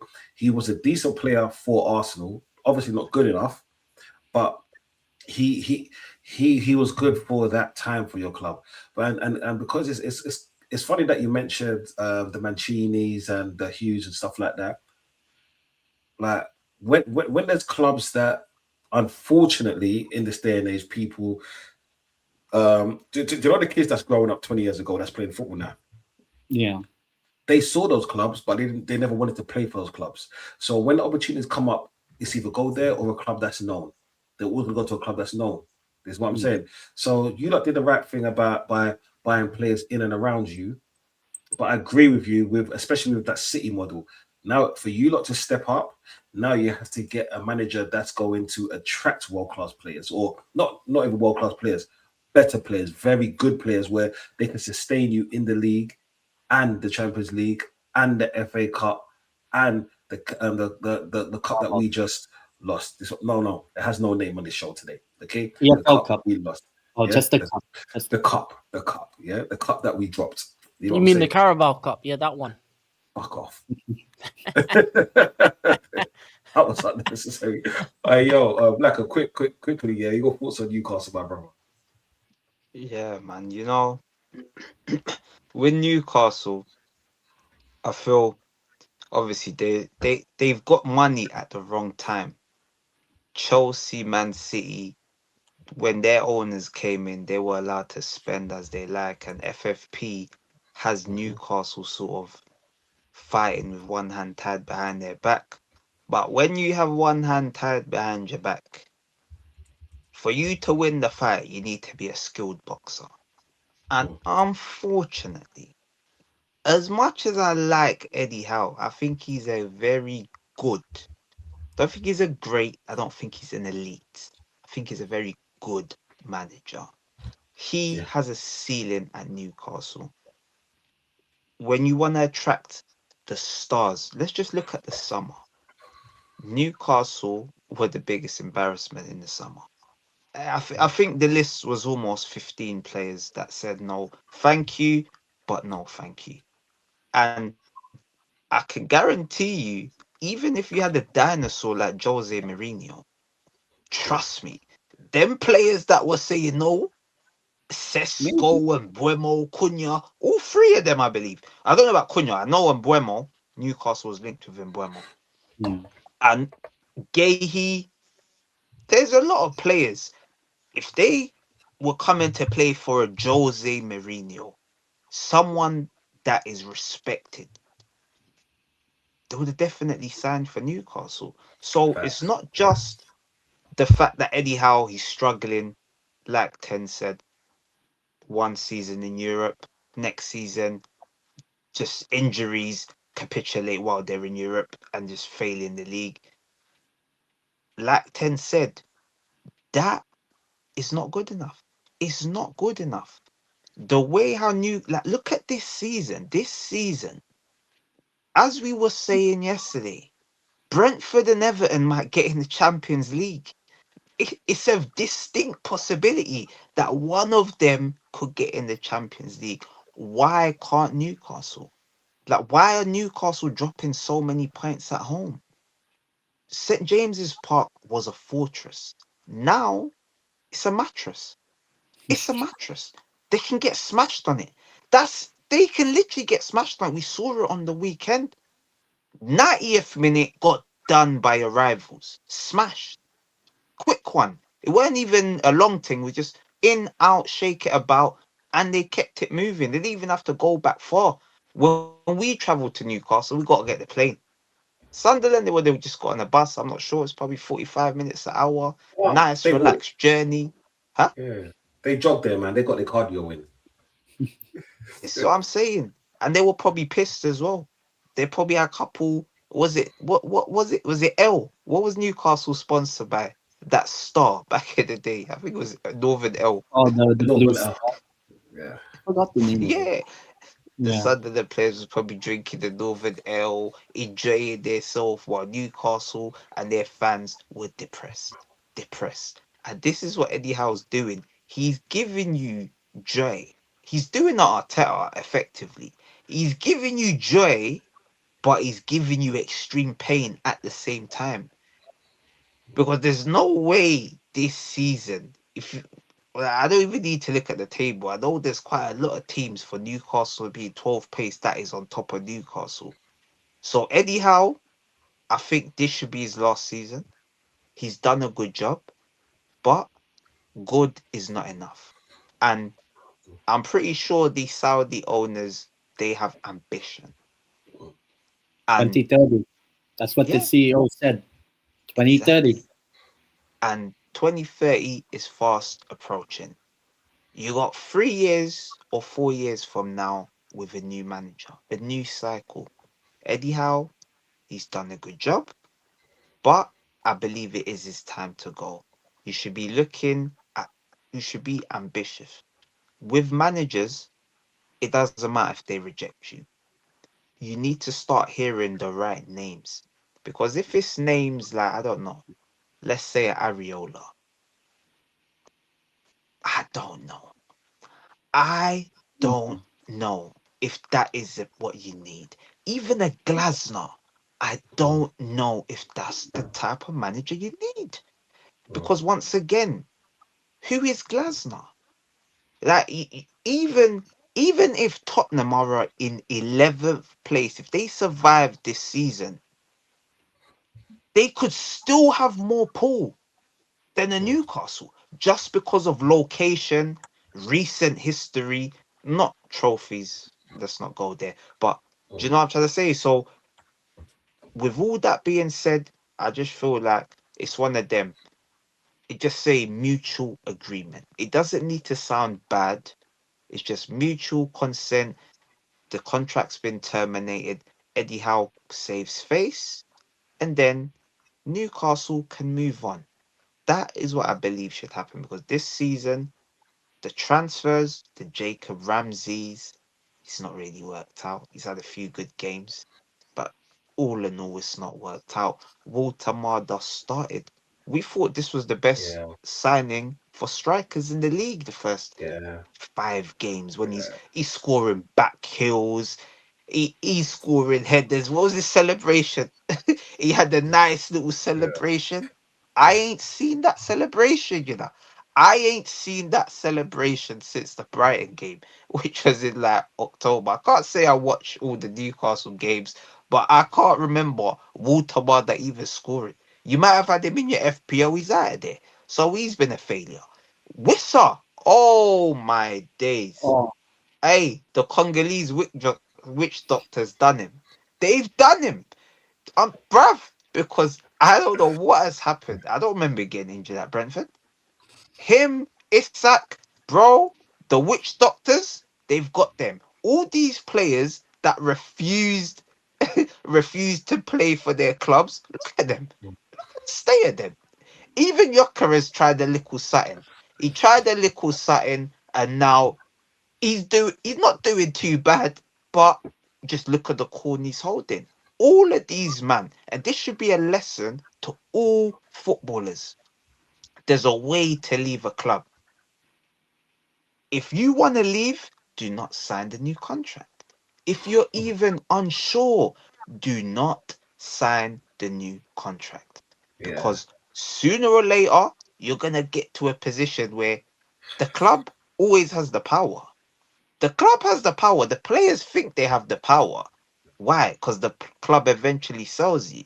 Sooner or later, what clubs will start doing, what I believe they should do, is say, oh, you don't wanna play for me. No problem. Reserves. Just yeah, put them in the reserve until they're ready to play. But yeah, man, I just don't feel Eddie Howe's the guy, man. That's my main thing anyway, man. And Newcastle, it's a good club, passionate fans. You'd hope that their fans can have some joy because Mike Ashley, he was a horrible man. I know, like yeah, you say, you don't want to speak about Sunderland, but I'm telling you, you won't want to speak about Mike Ashley oh because what he no. done to you guys was, bruv, Mike Ashley, Glazers, Levy, even the Cronkies to a point. There's a few of these owners that have got away with murder, and the fans deserve better. So hopefully, they're able to get someone that can take them to at least just compete and be more consistent because that's what I feel Newcastle's next step is consistent. As Ten said, Aston Villa, the blueprint, getting Europe every season now, consistently, might even win the Europa League this season. That is the blueprint. So, Yeah. all the best, Newcastle. All the yeah. best, man. Nah, for real, man. Last things to say about Newcastle is good luck, mate, because I haven't got no beef with you, unlike Chelsea. Um, get an Emery, get your version of Emery, Like I said, and then you'll see the change in Newcastle. This is what I'm saying. But people's there's like just Simeone. under Simeone, yeah, that's a good shout. There's But no, just they under need 300 Mourinho. They need people. a manager players want to play for. In Who order said for them again? to elevate, they need Mourinho. They need a You think, manager players want to play for. but don't you think Mourinho is kind of washed up in No, 2026? he still has a bit of his essence left. I think for a short term couple years to bring in players, you can keep the players you currently have because they want to play for a manager like that. They understand what he's won, what he's done in the sport. And then for the couple seasons, and then once he goes, then you get the next manager could be the one that wins you the titles, that wins you the things. Once you brought the players in, once you've kind of brought in a defensive base, because Newcastle is a type of club Mourinho would thrive in. You can go defensive. You can He play always whatever says style. he loves You can use the Newcastle. fans. He'll love that type of club. That's pretty much him. Yeah, I think because I that's the type of know, manager you need. like Jose, he's always said like Newcastle, he kind of like let's say loves the city or whatever. Like I know when he was at Chelsea, he had a terrible record at St James's. So what if he becomes the manager, that sort of thing?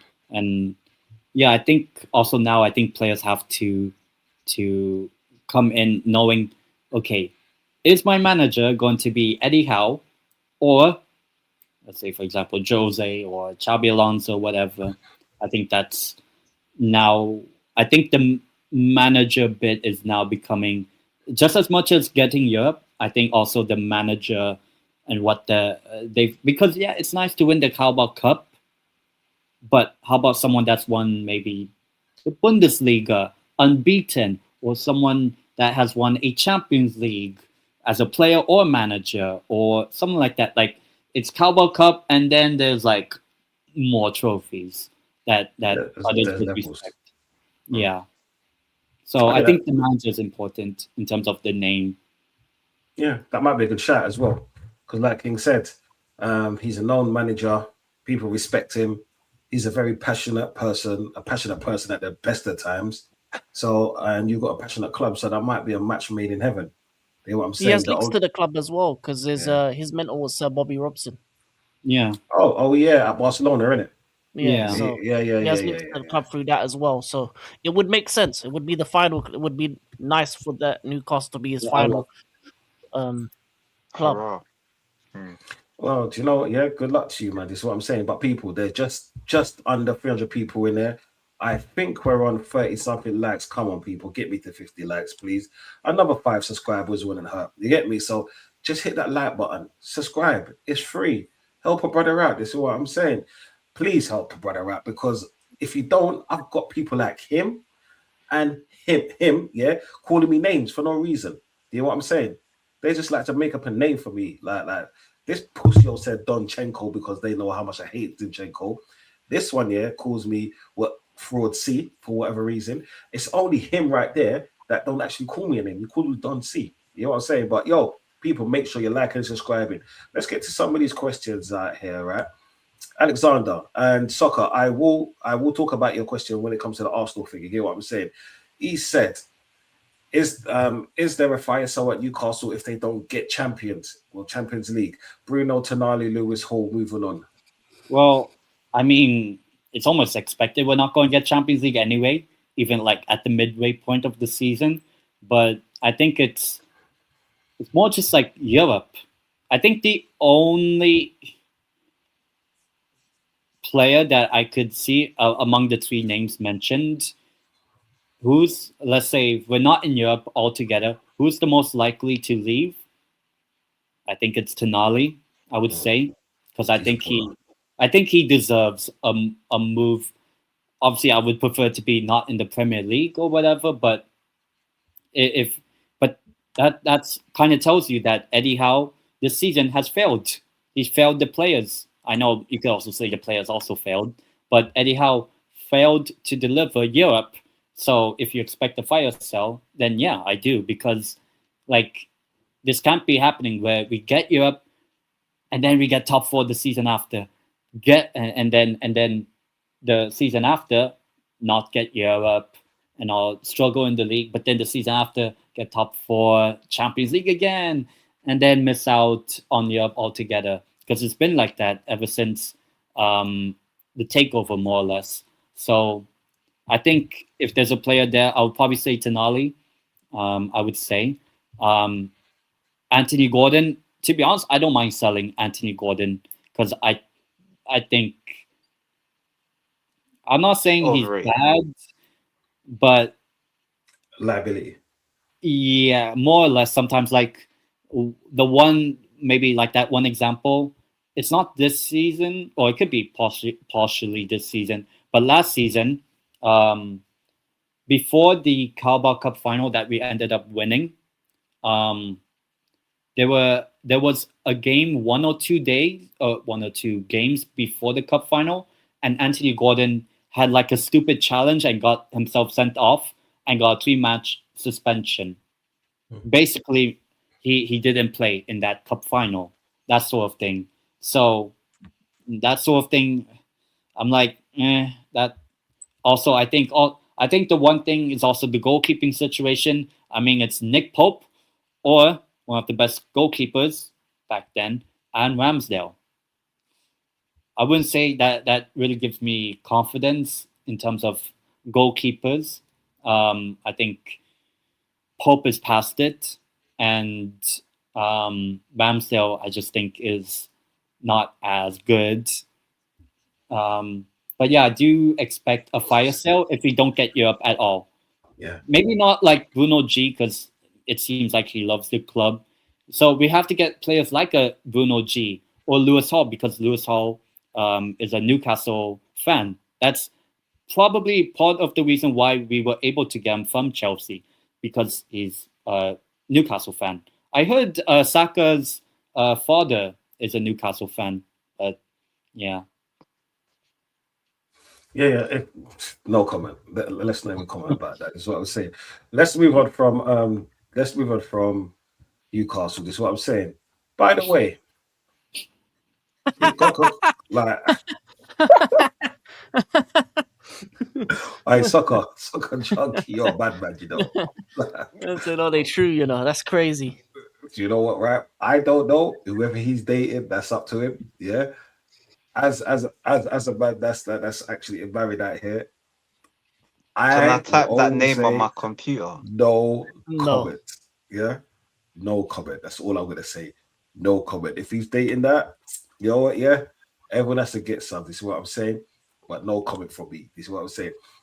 Yeah, good luck. Good luck to you, man. This is what I'm saying. And when the league starts again, who have you lot got?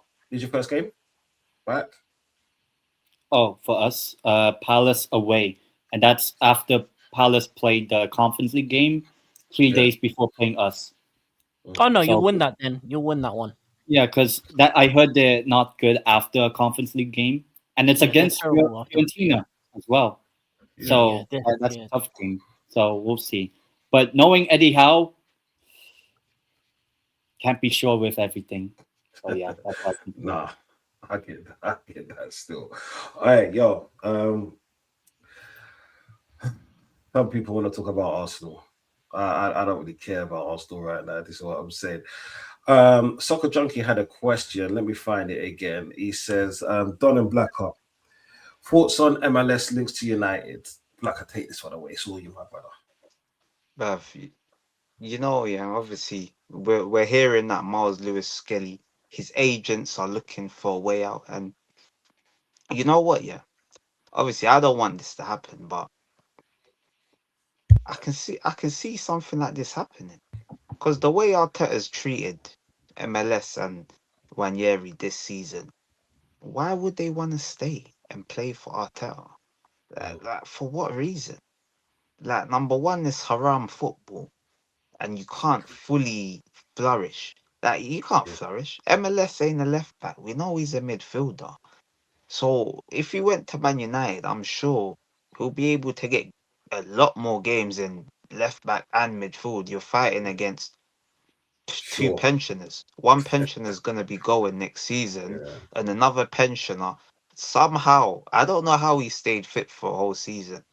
Mm. I think maybe his contract's coming to an end this season. That's why Luke Shaw's fit. So if I was Miles Lewis Skelly, I would seriously consider this and I might give it one more year because he has now. It looks like he's gonna miss the World Cup.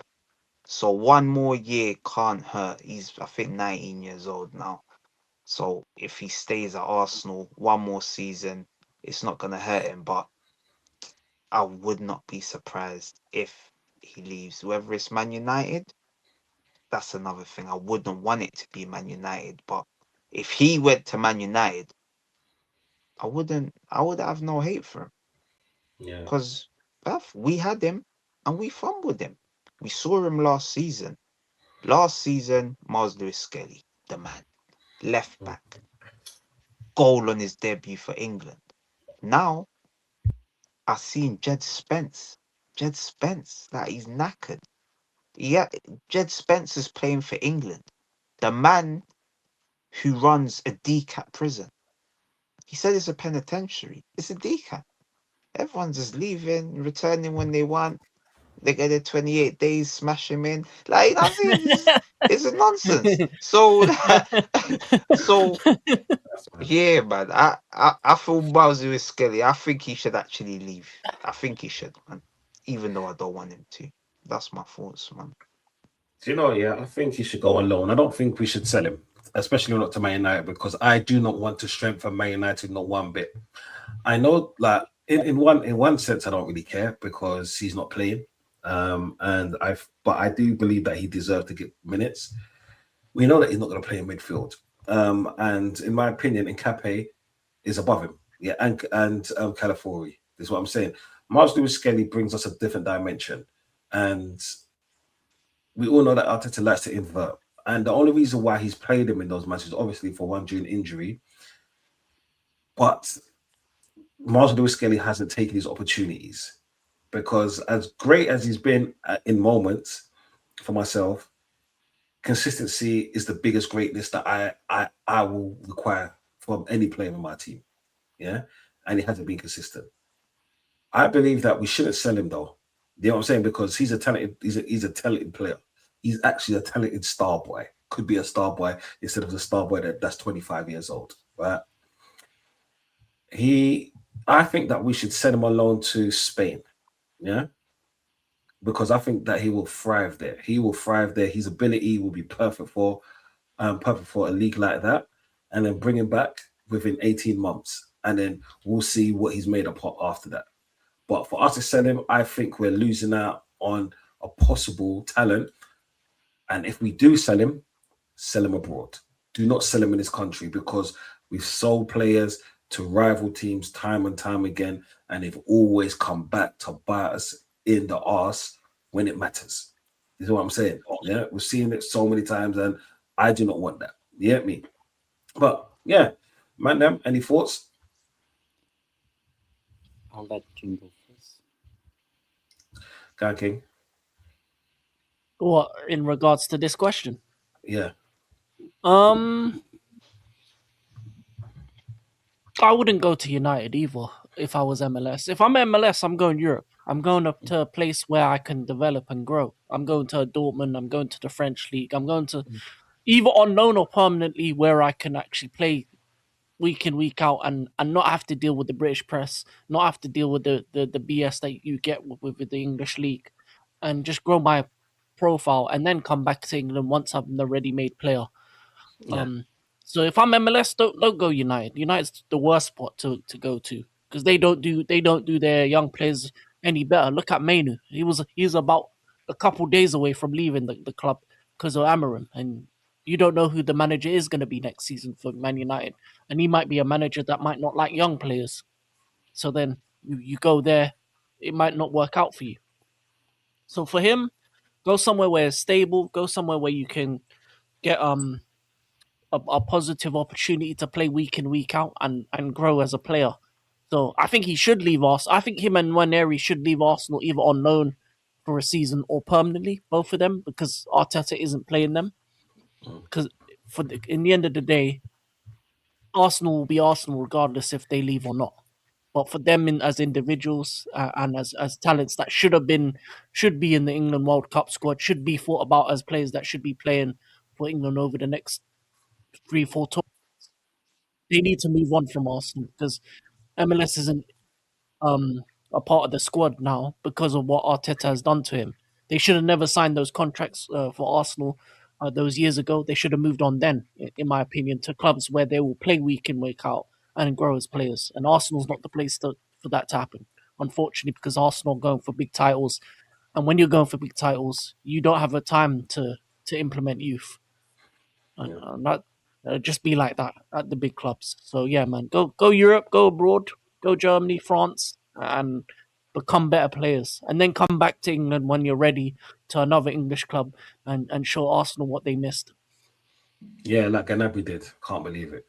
But Yeah, it is what it is. It's what I'm saying. Like I said before, it'd be a shame to lose him. But then if he's not getting minutes here, I'll prefer to send him on loan. And if we have to sell him, not to any rival in this country, because like I said, Arsenal keep on doing this to me. Yeah. And then it's always disappointment for my club. That's what I'm saying, but it is what it is. Don't see. Will Arteta, okay, Will Arteta, what's that? Will Arteta, the League Cup legend, pussy, yo, ruin Ethan Wanyeri like he has Saka? All right, Alexander, why do you all do this to me? Yeah. Why do you do this to me? Horrible lad. Okay, there's actually two answers to this one. If Arteta leaves next season, which I'm hoping he does, and I'm really hoping he does, then this question I really don't care about it, but it doesn't seem like that's going to happen. Will he ruin him? No. The reason why I said this, yeah, and the only reason why I have stated and I state again that Saka's in this position is because Saka has played too many minutes. We all know this. The only reason why was because the talent that was coming off that bench at that time wasn't even to a standard. Yeah. This is why whenever he got injured, even just niggly sprain, we rushed him back. When he first got his injured, his hamstring before he got turned to third, like the third grade, we played him on the Real Madrid match. We brought him back. This is what I'm saying. I hope he doesn't. But because now we're actually buying more players, it's just a rotation thing. Will Arteta rotate him? No. Yeah. I believe that when the summer comes, he needs to go back on loan straight away. Forget even trying to implement him into the team. Send him on loan. A team that know that's going to play in first team, because all he needs is first team action. That's all he needs. He needs minutes. But before I pass the mic over to Blacker, my brother, I want to shout out Sarcasm City. I want to shout out man like Flawless. Big up Flawless each and every time. This is what I'm saying. Shout out to Don C and the whole panel. You know what I'm saying? Flawless, big up manners and respect each and every blood clot time. You see, Flawless, I can actually be nice. You get me? Even though you turned the whole YouTube space against me, you know what I'm saying, calling me names, even got my own Arsenal brothers calling me names, yeah? I'll still show love to you. So big up Flawless each and every time. Yo, Saka, what are you saying, Blacker? Suck. What will Arteta ruin Ethan? Yeah. Of course he will. This Arteta guy can't be trusted. He can't be trusted with a glass of milk. Yeah. I'm telling you, because he'll spill it. This guy, especially with forward players, there's no evidence Yeah. that a young player is really gonna thrive in the attacking sense. Yeah, but Kyle Saka, people can credit Arteta. Yeah, you can say it was natural, or you can say it was Arteta, whatever one. But that's one player in 6 years. Jesus, he's got no knees. Havertz, he's done all right. He's done all right. We're not going to big him up. Marino, yeah, he's converted him into a striker, serviceable striker. But like when you just look at it, Marquinhos, where did he go? Where's Marquinhos? Bro, like literally, like Arteta, I swear down, if Arsenal had another manager, I even think Eddie Nketiah and Reece Nelson would even have better futures at the clubs they're at right now. That's how much damage Arteta does to forwards. It's He gets facts. his hands on them and they're never the same. They're never the same again. And the one time he had a forward that you thought, oh, this guy could be world class. He's Aubameyang. now no, yeah, Oh, or Aubameyang, Gyökeres. but I'm Yeah. talking about Saka. I'm talking about Bukayo Saka. Look what Oh, he's okay. done to him. Yeah. Look what, like, you can see he's building, but now the fall, and we don't know if Saka's ever gonna get back to the Saka that we once saw. Aubameyang, Gyökeres, deadly gunmen. Aubameyang left Arsenal. Do you see what he did at Barcelona? He was pivotal, scored goals, helped them win the league. But for some reason, he weren't good enough for Arsenal. We had Lacazette. We was playing Lacazette over Aubameyang. Why? For what? Because he can link up the play. But the fuck the link up? This isn't flipping Hornsey and Woodgreed 6 post calls linked up to B Fuss. This ain't none of that, bro. This, you get a striker, the one job you have is the team plays to your striker's strengths. Mm. E- I'm not even sure if Arteta had Haaland, he'd make Haaland a deadly striker. I'm not sure. There's no guarantees. Yeah. So that being said, of course he'll ruin Ranieri. And he's another one. He needs to be thinking about leaving. If I'm a young player at Arsenal, Mm. the first thing you're thinking is, how long is Arteta gonna be there? Mm. If it's another 2 years, fair enough, you're young. Yeah. But boy, if you're in your prime, you don't want Arteta to get his hands on you in a forward position. Defenders, yeah, he does good with defenders. Mm. Midfielders, yeah, there's not too many examples. Declan Rice has always been a baller. So Yeah. I'm not gonna give Arteta some mad credit for Declan Rice. But who? What even midfielders has he made better? When we think about it, now I'm just thinking, who? Guendouzi? Like Nah, who? he stole him fast, didn't it? He had too much mouth, but then he was right because Guendouzi, the moment he lost Arsenal, his career just took a belly flop. So he was kind of right with that one. I'll give him credit for that. No, he was right. Of course, he was definitely right. But for us to be here thinking, what players has this guy actually improved from the midfield forward? I don't know. Like, I honestly don't know. Odegaard? But Odegaard had one good season. Now look at the state of him. Nah, man, all the guards, nah, he's not up to the levels. Yeah. He was never was up to the So levels. so this is what they say. What do they say? If someone shows you who they are, you have to believe them. Why would you disbelieve someone who shows you who they are? So Ethan, you as well. I think they should, maybe 2 year loans is the best move for them this summer. Yeah, Because within that 2 year period, if Arteta's gone in 12 months, you return. If he's gone in 18 months, you return. If he's yeah, gone in 2 years, you return. But if yeah. he's still there, that's when you leave. I think they should go on one more loan and try to ride out Arteta.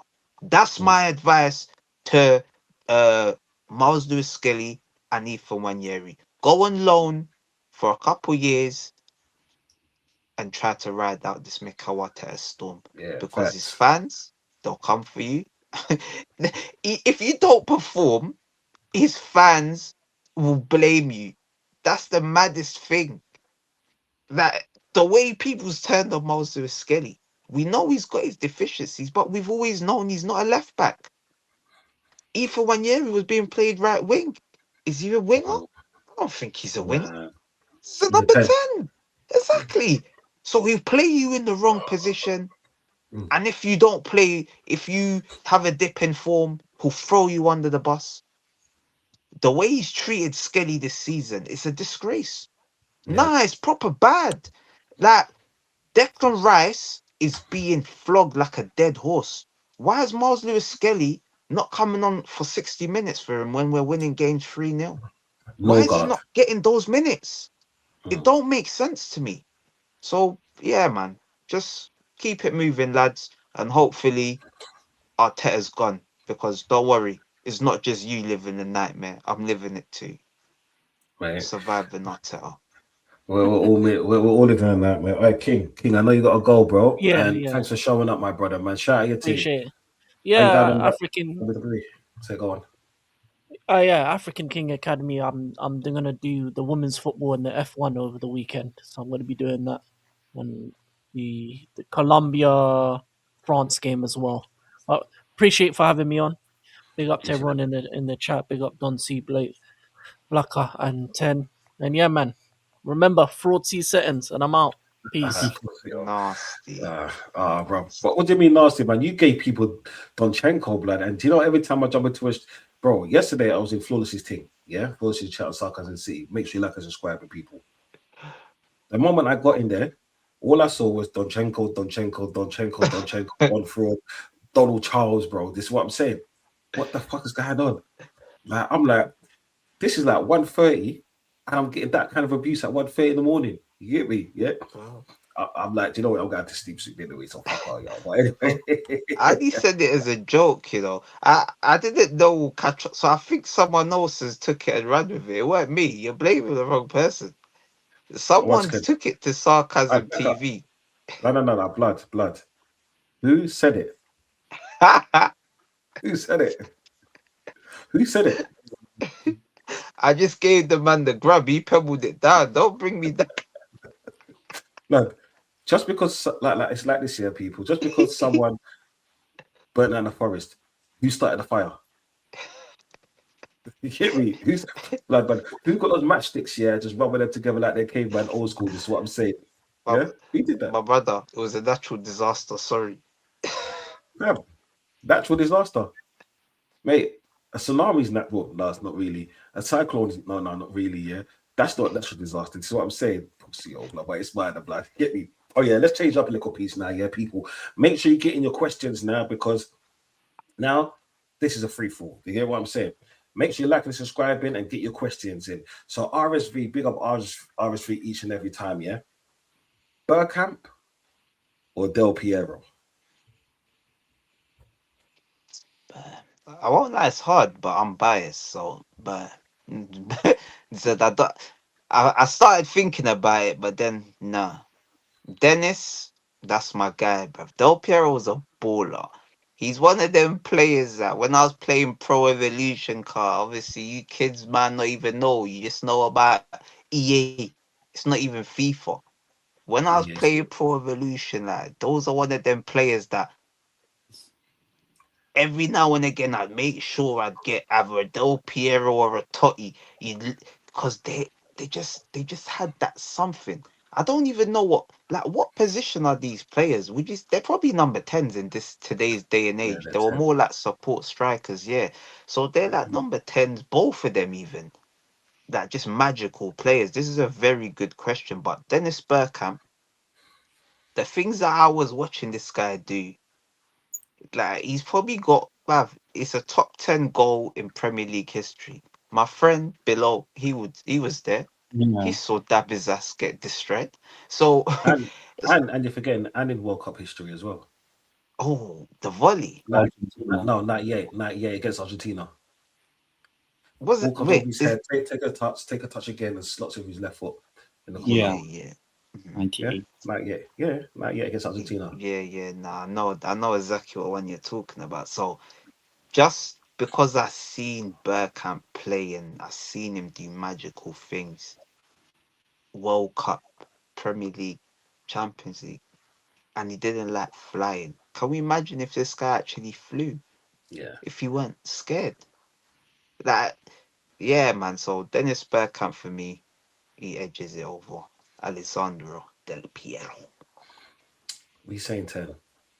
I mean, I'm a little bit not too old, but not too young or whatever to have seen both of them. Like, I was way too young to see that Bergkamp go against us, which I'll be honest, watching it back, I was like, yeah, that was actually pretty cool what he did.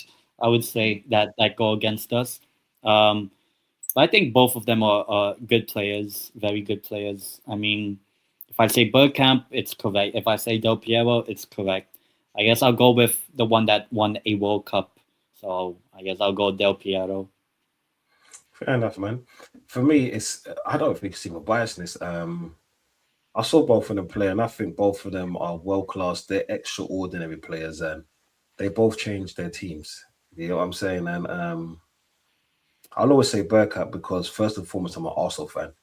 And what I saw Bergkamp do with a ball, the way saw him manipulate the ball, I always see it like this. We had one of the best strikers to ever grace this country, yeah, and this league. But he wouldn't be that without Bergkamp. That's what I'm saying. Ian Wright wouldn't have got the goals, the assists, and even the golden boots if Bergkamp wasn't there. When Bergkamp played, he actually uplifted every single person. Overmars said, I remember Overmars once said that the only person he actually wanted to pass to was Bergkamp because he knew what Bergkamp could do with a ball. And Mark Overmars was dangerous, is what I'm saying. If you saw, like, even though Overmars wasn't in the Premier League for that long, what he did in the Premier League was amazing before he left to Barcelona. You know what I'm saying? But for me, it's always Bergkamp. And I remember, was it Del Piero when it was ISS Soccer, when his name was Del Piero Tongyong or something madness like that, before they had the rights to put the names. You get me? So for me, it has to be Bergkamp. But honorable mention to Del Piero, what a player, what a legend in the game. You know what I'm saying? People, any more that you got for us, or should we just start spitting them out? Like, but we have to be sensible when we're trying to compare players, because what I don't want to hear, yeah, is Garnacho v who is it? Ryan Giggs. Because Garnacho. You think Garnacho? Oh, Baller. mate. But Garnacho didn't. But Ryan Giggs has got one more thing over Garnacho. But let's not say on the street to that, because he's yeah, you know what I'm saying. It is what it is. But yeah, fair. It's fair to say Bergkamp is a better footballer than Henry. Do you know what? Yeah. Both have something with their brothers. Yeah. Yeah. Let's just say that. Okay, it's fair to say Bergkamp is a better footballer than Henry. Yeah, you could say technically. Technically wise, yeah. Technically wise. Goal scoring, no. So go Blacker. Do you think? Yeah, nah, obviously like Bergkamp, because Henry, yeah, you say left wing, forward. Bro, this Bergkamp guy, bro, you could probably put him in centre midfield. Like, he'll control the game. So that, players like that, Bergkamp, like even Rooney, we've seen Rooney dropped back to DM. You see any player that is a striker and can drop to DM, bruv, they're an elite footballer, because to have that level of discipline to drop back, it just goes to show the football IQ that a player would have. And I think it is fair to say Bergkamp, you could edge it as an overall footballer, but Henry, uh-uh, uh-uh. This is not even something you really want to compare, because it's two players at your club, man. What are you saying, Don? Man? I don't even know, bro. I don't know. If you're talking about total football, they're both complementing each other. This is why it's so hard, because Henry was more the maverick that will just go off and just do his own thing. But Bergkamp was like, the blind swordsman. He can do anything without even looking at you, because he knows where you're going to be. He understands the level of understanding of the game was immense. There's not many players that could actually do what he did. And I'm not even talking about the great goals that he scored. Just a passing he made eye of the needle passing look so simple. It's like, did you know sometimes when I was watching the highlight reel for Arsenal, on Sky, and I think it was, I forgot what game it was. It was Lundberg that scored a goal, the winning goal, and the way he passed it was right between the defender and the goalkeeper. Yeah, Lundberg got taken out the goalkeeper, got taken out by the goalkeeper, so he was brave for going for that ball. But the way of pass on the ball was near enough perfect. Yeah, but then Henri could get you a goal out of nothing. This is what I'm saying. Henri can literally drag you anywhere. You get me? He embarrassed players left, right, and center. His countryman in Barthez, what he made man scratch his bald head. You know what I'm saying? He was different. He made Jamie Carragher fall in his arse numerous times. You get me? He was a different caliber of player. It's mad because I love, you know, it is what Bergkamp did for the game was amazing, but then how Henry changed the game because did you know during them times, like let's say there was the Del Pieros, the Totties, let's shout out the number 10s that used to play the skulls that could do certain balls at that time, but no one was doing what Thierry Henry was doing at that time. You know what I'm saying? That's the only reason why I said if you're talking about a footballer, I would always say Bergkamp. But if I think who was the better player, I would say Thierry Henry. Yeah, just because there was no one like him at that time in football. You know what I'm saying? Doing what he was doing. He was feared by every defender. I always go back to the Inter Milan game where he destroyed them. The Real Madrid game where he made as well, wasn't it? Roma, yeah, where he made an informed Roberto Carlos, who was the best left back at that time, look like child's play. You know what I'm saying? What he was doing, not to study defenders to the best, to the creme de la creme defenders. You get me? So this is why I say Thierry Henry. He was a beast.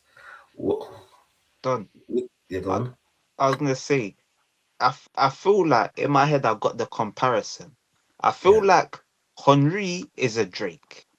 Yeah. Everyone, like, we know the bangers, bang. You know what I'm saying? The bangers, like, that is the man. Then you got the Kendrick, the lyricist, the artist. But I'm a This lyricist is, fan. yeah, I don't like this is. Drake. But you kind of get where I'm going, innit? One gets the headlines, and one sort of goes under the radar.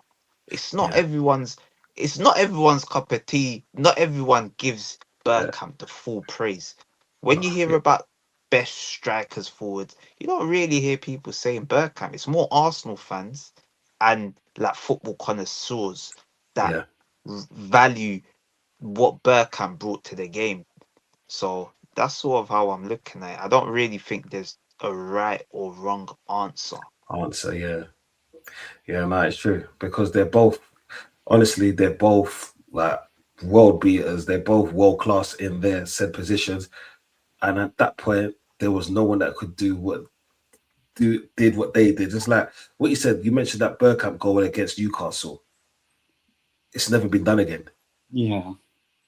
It's never been done again. And the thing is, yeah, remember that goal that Saka scored from I think it looked like a cross. Yeah, Chelsea, yeah, and it went in. And then he said, of course that went in. Like those questions was never asked to Bergkamp when he scored these goals because you know the technical ability. That's the difference.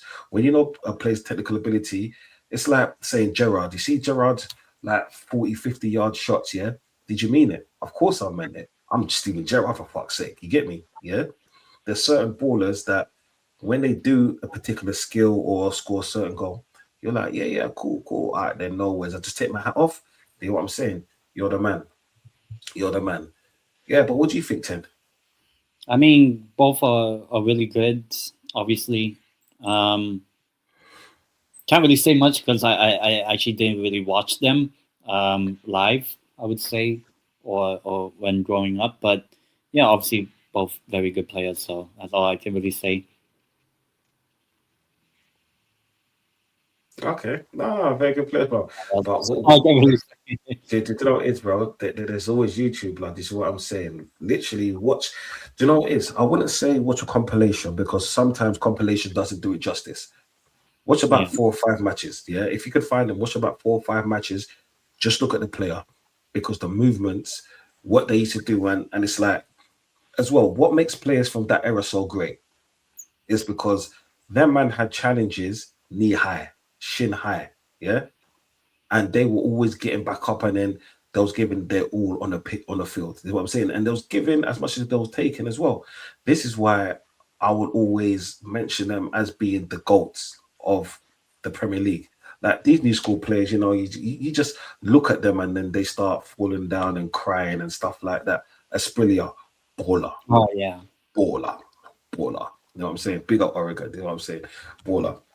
But yeah, man, like I said, there isn't no right or wrong answer for that. It's who you prefer at the end of the day. It's what kind of footballer you prefer. Like you said, between the Kendrick and Drake, they're both good in different ways. Yeah, you just have to kind of see the beauty in what they did and what they brought to the team, and to actually have both of them at Arsenal at that point. Come on, man. This is what I'm saying. That it's it's just amazing. It's what dreams were made of. Do you get what I'm saying? Yeah, as they say, it's the X factor.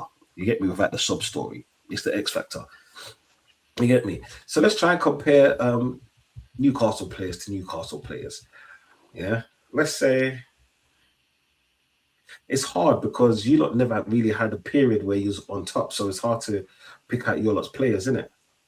I mean, there's always the entertainers, the 90s, the one that you could say bottled to Man United. Janela or Saint Maximin. So Oh, I mean, Ginola. Easy. Genoa. Yeah. Easy.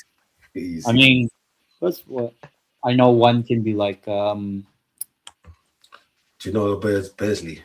oh, Yeah. both good. I'll say Genola still. I think another good one would be like if like more modern-ish era and kind of similar would be like ASM and Sir Maximan and Hatem Ben Arfa. No, In Ben terms Arfa. of, Ben yeah, Arfa. I Ben say Arfa. Ben For me, Arfa. Ben Arfa. Yeah, Ben Ben Arfa. Arfa. Easy. Wait, like if you're gonna put someone like Ben Arfa, you're gonna have to put let's say a Ben Arfa or a Nazari. Mm. Oof, yeah, that's one. But then I Ben go with Arfa. Nasri as well. For Ben me, Arfa, he never reached this. He's like a Tarept. They yeah, never fulfilled their potential. Like Adol Tarept, you just people with the chat, just go type him Adol Tarept Yeah, compilation. yeah.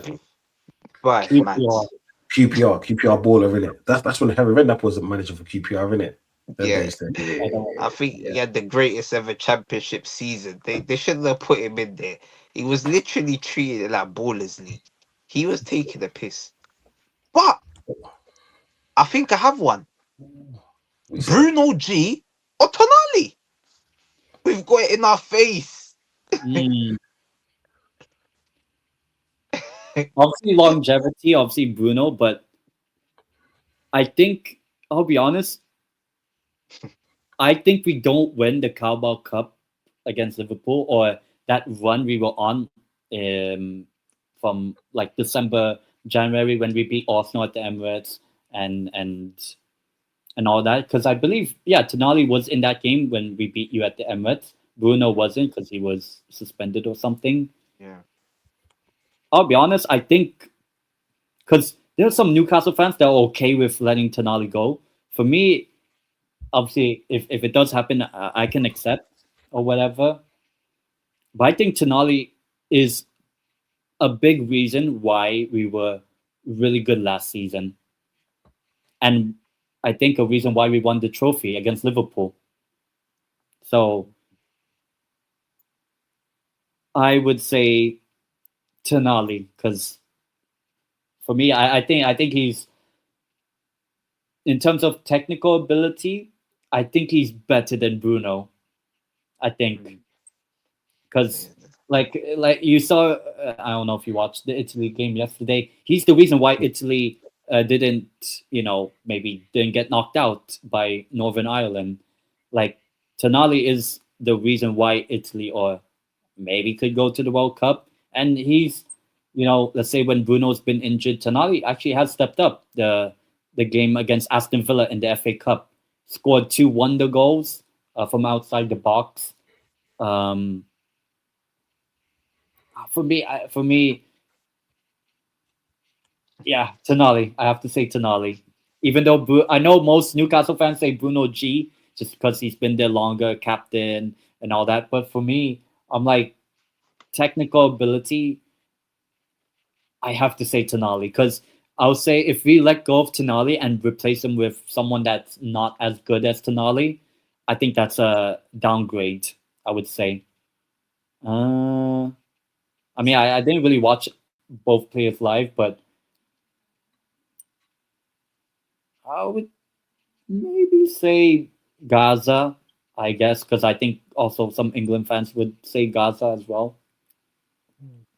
Don, I think you probably might have seen more of Gaza.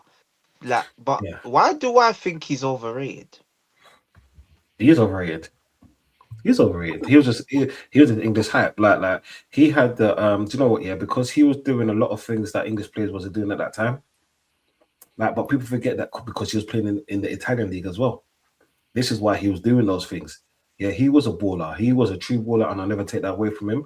But my thing is that I will go for Ginola because Ginola brought more to a team than Gaza did.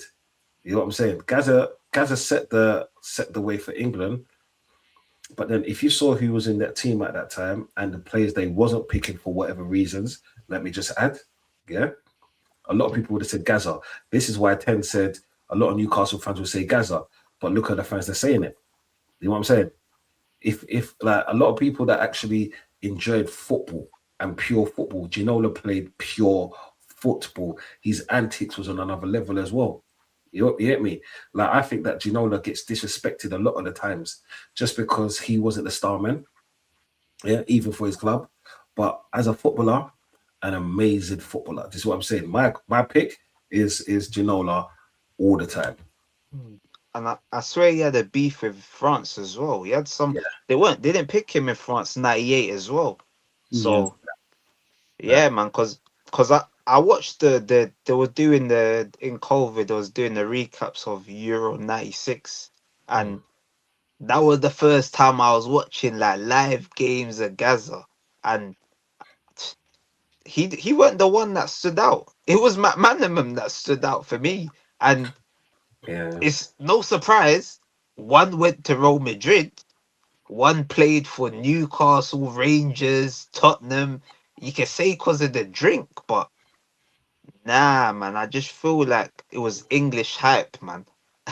nah. To you know, it's honestly he was good in what he did. Ah, Like I said, no because doubt. did you know when it because Matt Manimal was like a flying winger with skill, but yeah, flying winger with skill. That's why he got that move to Real Madrid. But with Gaza, there wasn't any English players that were playing like him. This is why he was a standout. Mm, You know what I'm saying? It's like, do you know when David Beckham came around? David Beckham was so good, and he got hyped up by the English media because there was no English players that could do that. But then if you looked around the world, Figo could do that. You know what I'm saying? fair. Totti could do that. Zidane could do that. You know what I'm saying? Juninho. Janino could do that, yeah, a lot better than what he could do. But because obviously, you know, the English media is so good, this is why they hype them up. And people, we're not talking like these were bad players. A lot of these players are all world class, yeah. And it's good to have these comparisons. You get me? Because I'm not saying that. Oh no, I'm not one of those people that should say that. Oh no, Saka should be an invincible team. I ain't stupid. Yeah, we're doing proper ballers against proper ballers. Gaza is not a bad player, but for me, if we're comparing him against certain players, he doesn't even stand a chance. And I rated this guy. This is how good football in those days was. It was ballers, ballers after ballers. You get what I'm saying? All right, let's try and go. Let's try and find a goal poacher. Let's do an It's Inzaghi Van Nistelrooy. Yeah. We had the same Of course, thought. yeah. I was even thinking Miroslav closer as well, but Yeah. it's like a triple threat. Yeah, no, okay. Inzaghi, closer. Van Nistelrooy, 1, 2, 3. Let's do this. You know what? I'm going Van Nistelrooy, Inzaghi, closer. But, but, bruv, this closer, bruv, Well, he's the record in World Cups for a reason. Obviously, Mbappe's going to break it, but, bruv, every World Cup, close up goal. But I don't know. He had no pace.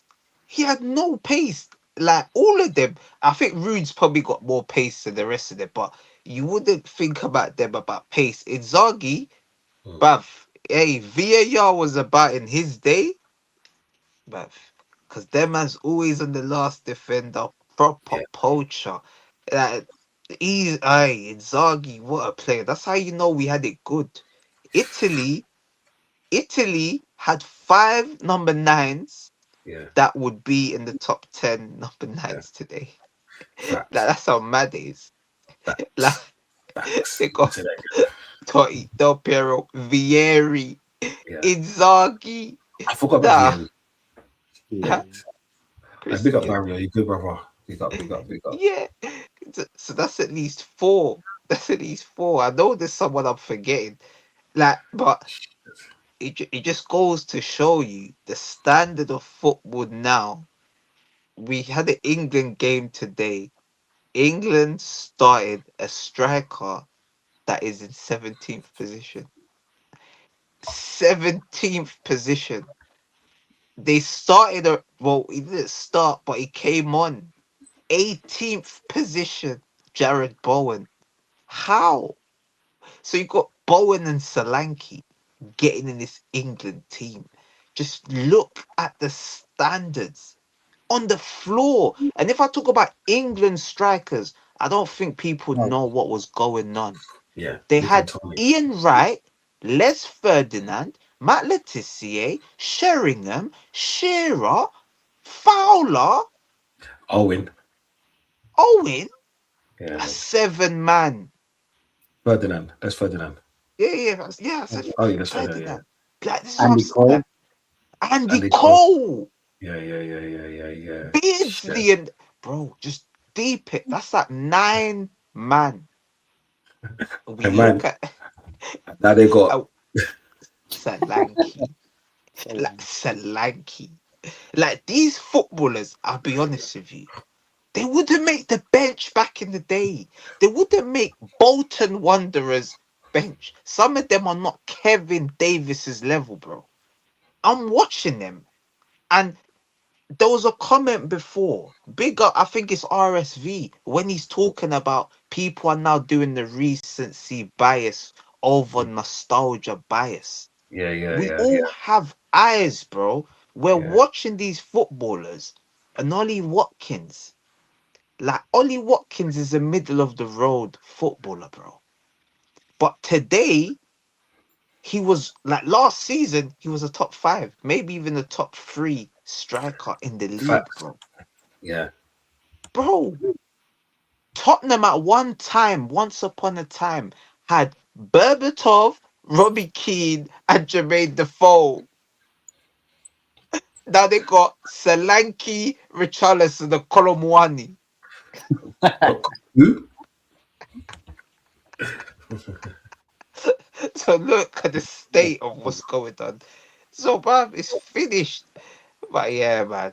I, hey, uh, I'm definitely saying Van Nistelrooy though, because we watched him in the Premier League, and Yeah. yeah, man, Van Nistelrooy just, bruv, he was only here a short period of time, but the damage he caused was significant. He done significant damage to Arsenal. Diving, getting players sent off, scoring. Yeah, man. I gotta put Rude as my number 1, man. But the other two, they're they're world class players in their own right. One top goal scorer of World Cup history, and another, I'm sure he scored the Champions League winner, Inzaghi, or was that Crespo? But he, I'm sure he would have probably Oh shit, scored. Crespo. But remember, they had Crespo, Shevchenko, and Inzaghi, and then Now it's like, oh, Gilardino and Pato. But bro, Lad. Inter had Zlatan, Yeah. Adriano, they had Martins, Rakoba. Bro, that's so many players, bro. When I yeah. used to play, I didn't know who to pick. I swear to you, when I used to play pro back in the day, I didn't know who to pick. There was too much options. I might have had to play 4 strikers, 4-2-4, because bro, it's a feast. It's a feast, bro. Arsenal, Bergkamp, Henry, Wiltord, and Carney. Bruv, Wiltord, the man scored the goal to clinch us the title. Bro, like, I don't even think we had Henry or Bergkamp that day. So imagine, like, just deep how we're rating Henry and Bergkamp. We go to Old Trafford, Sir Alex Ferguson, without these players, bro. So just think of the standard. Imagine Arsenal going to play Man City at the Etihad without Gabriel, Saliba, and Declan Rice. We'd all say game over. That's the equivalent. It might even be 4 players because these players, Bergkamp, Podri, is probably 4 of them. Saka, Rice, Saliba, and Gabriel, and David Raya. It's like 5 players. That is how good these type of players are back in the day. We watched it. And don't think that this is nostalgia. You go and watch it yourself. And then you go and watch Jokeres passing to advertising boards and tell me it's nostalgia. Because the man scored 50 something goals last season. How many goals 10 do you think Henry would have scored last season in Portugal? If Jokeres got 50, how many would the Haaland got? How many would these man got? They would have got 100. They would have got 100. They would have been hat tricks, hat tricks, hat tricks. It would have been mental because we're seeing him in the Premier League and he's being outshunned by Igor Thiago, another nobody. Like, just look at the names. It's just somebody that comes out of nowhere. Oh yeah, he's a top 5 striker in the league. Back then, nah. People, people didn't even have certain of these players that we're talking about in their top 10. So just think, we were spoiled. Now it's over, buddy. It's done. It's finished, man. All right, RSV, just a quick one, yeah. People like me and Blacker and 10, we rate ballers. This is what I'm saying. Like Garnacho. Mm. Uh, I've That I've kills it I've as well. I've gone against people that's tried to compare Kaka and Lampard. Yeah, because Lampard scored how many goals for Chelsea? Not realizing Kaka was cut from a different cloth. If you're gonna mention people's name like Kaka, yeah, give me a baller to put him against You, and not a Lampard or someone from that Saka, ilk. Ronald, you gotta say Ronaldinho. Obviously, Ronaldinho's better, Of but course, yeah. you gotta be aimed. They're both Ballon d'Or winners. When you talk about Kaka, you gotta put the creme de la And that creme crap. Facts. because it's not just Lampard. We know you give him the ball, it's in the back of the net. We know this. He's dangerous. But these Kaka players, they'll drag the ball in their penalty box and twist up Rio, Vidic, Roy Keane, Scholes, put them in the blender and Yeah. send them back to Old Taylor. That is the level that we're dealing with. A player that can grab the ball in and out. It's PlayStation that they're playing on amateur. Yeah. When you see people making football look easy, know they are a serious footballer. And we're not just talking about dribbling because there's loads of dribblers. They're mostly in futsal and Joga Benito. But these man done it and then put the ball in the back of the net. When you're talking about greats, all greats have GA. This is what people forget. They don't just have GA though. They win games by themselves. And that Because is what is going on. And it's so sad because look what happened to Kaka's wife. Kaka's wife left him because she said he's too nice. So the society is done, bro. You I, can't, I, she couldn't even respect greatness, the silly whore. that's the you know it is. She wanted a little bit of a bad man, yeah, and he was just too nice for her. And sometimes, yeah, when you're too nice, yeah, you just go on a high. And plus, what man will go down to Hackney Marshes and play with the man them? You know what I'm saying? Play with them, show them levels of what football is about.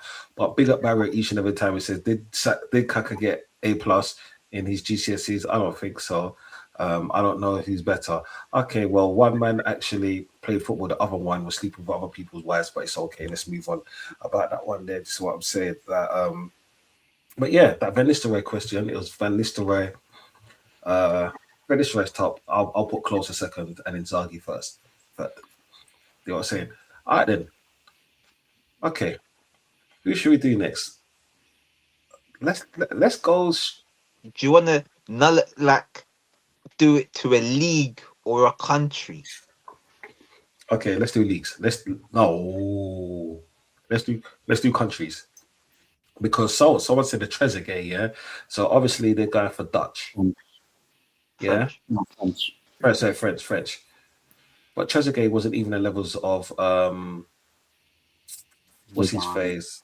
No, Anelka. Anelka. I'll say Anelka. Hmm. No, because Anelka was better. Anelka was better than him. Trezeguet was only good up until 24. Hmm. And then he fell off because Trezeguet was in the pecking order. He was the elite striker at Number that one. point. And then Anelka came in, and then Anelka knocked him off his perch. And then Henri was a late bloomer. When he came in, he just destroyed everyone.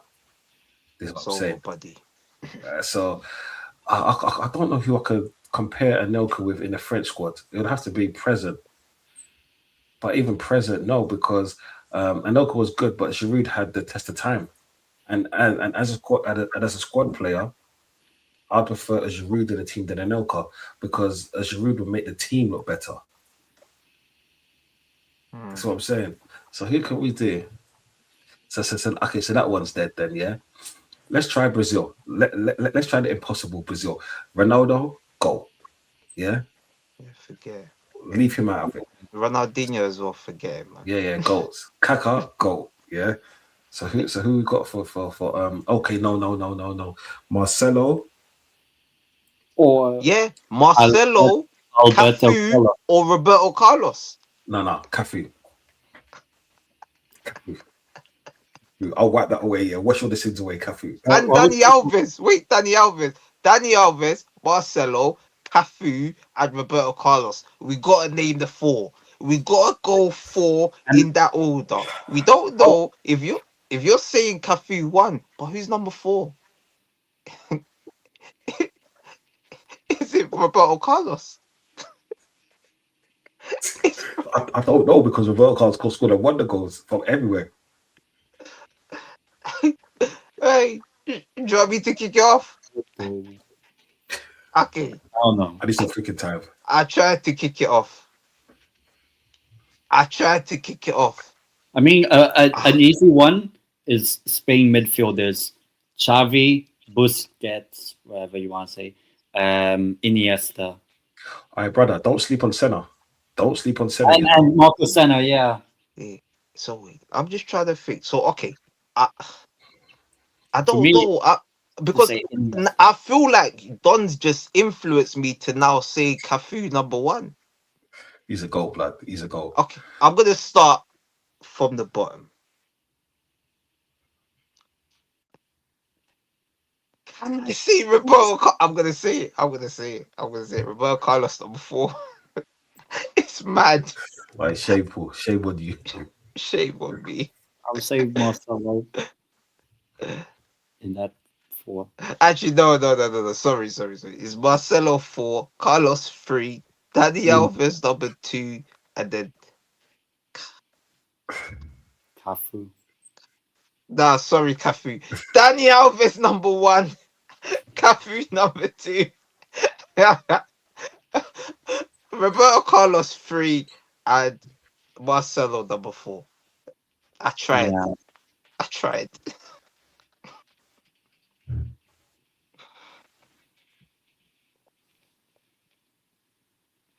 Who's next?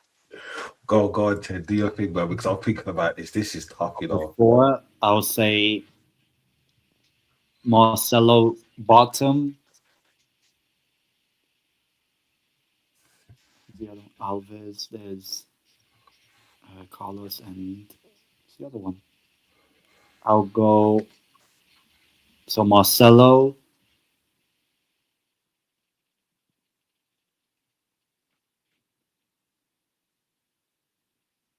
He's confused. I'll Yeah, this is a say tough one. It's tough. Carlos, Alves. No, Cafu, Alves. Danny Alves at Huh. top. This is the same as Shit. me. Or did I have Aye. Roberto 4?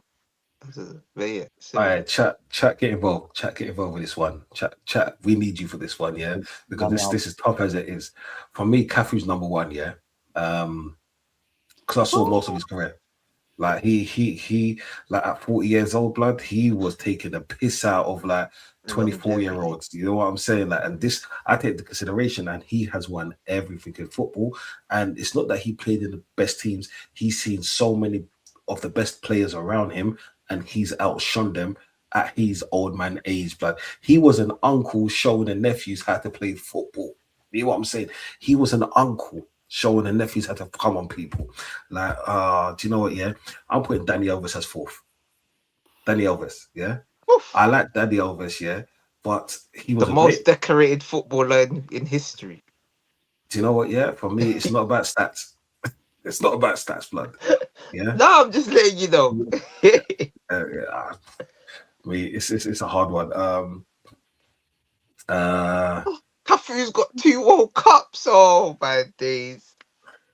Like I said, I see Cafu most of his career. This is what I'm saying. He was a beast. Yeah. Cafu. You see, number 3 is hard for me. So, okay, I gotta go from below. I put Alvis fourth. I was a massive fan of Marcelo. You know what he did, yeah, and the fact that the longevity plays a part in it as well, because he's a player that got better and better every season. Danny Alves, once he hit his prime, he just kind of done a massive decline. You hit me? Yeah, and now he's doing his time, if you know what I mean. Yeah. But then no, I'm gonna stand on my laurels, yeah. I'll put Cafu, no, I put Alves fourth, Roberto Carlos third. I can't believe I'm saying that. He was such a baller. He was such a baller. No. Yeah, no, I'm gonna stick to it. Yeah. Alves fourth, the 2 left backs, and the 2 right backs. That's all I'm saying, yeah. So as Cafu, I can't even look at the camera. Cafu, Marcelo, Fruitsy alert! Fruitsy alert!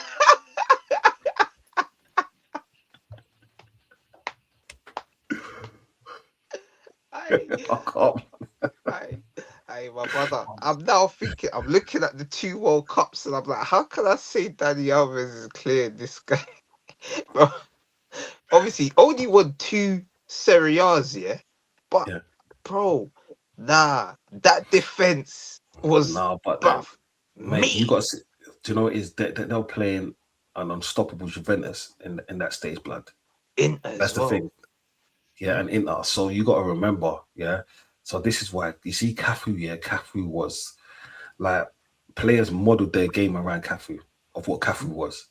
Yeah, this is why for me he's unstoppable. You get me? So Cafu has to go first. It's just the third and fourth is the easiest picks for me. It's 2 and 3. You hear what I'm saying? And I'm a massive fan of Marcelo, and I'm a massive fan of Roberto Carlos. Yeah. Oh, okay. Do you know what it is? I'll stick to that. I'll stick to that one. Okay. I'm gonna put a little spanner in the works now. Yo, people, I'm gonna say one name, yeah. You might have to try and get a player to compete with him. Say it off. So we got Seedorf, Yeah. Vieira.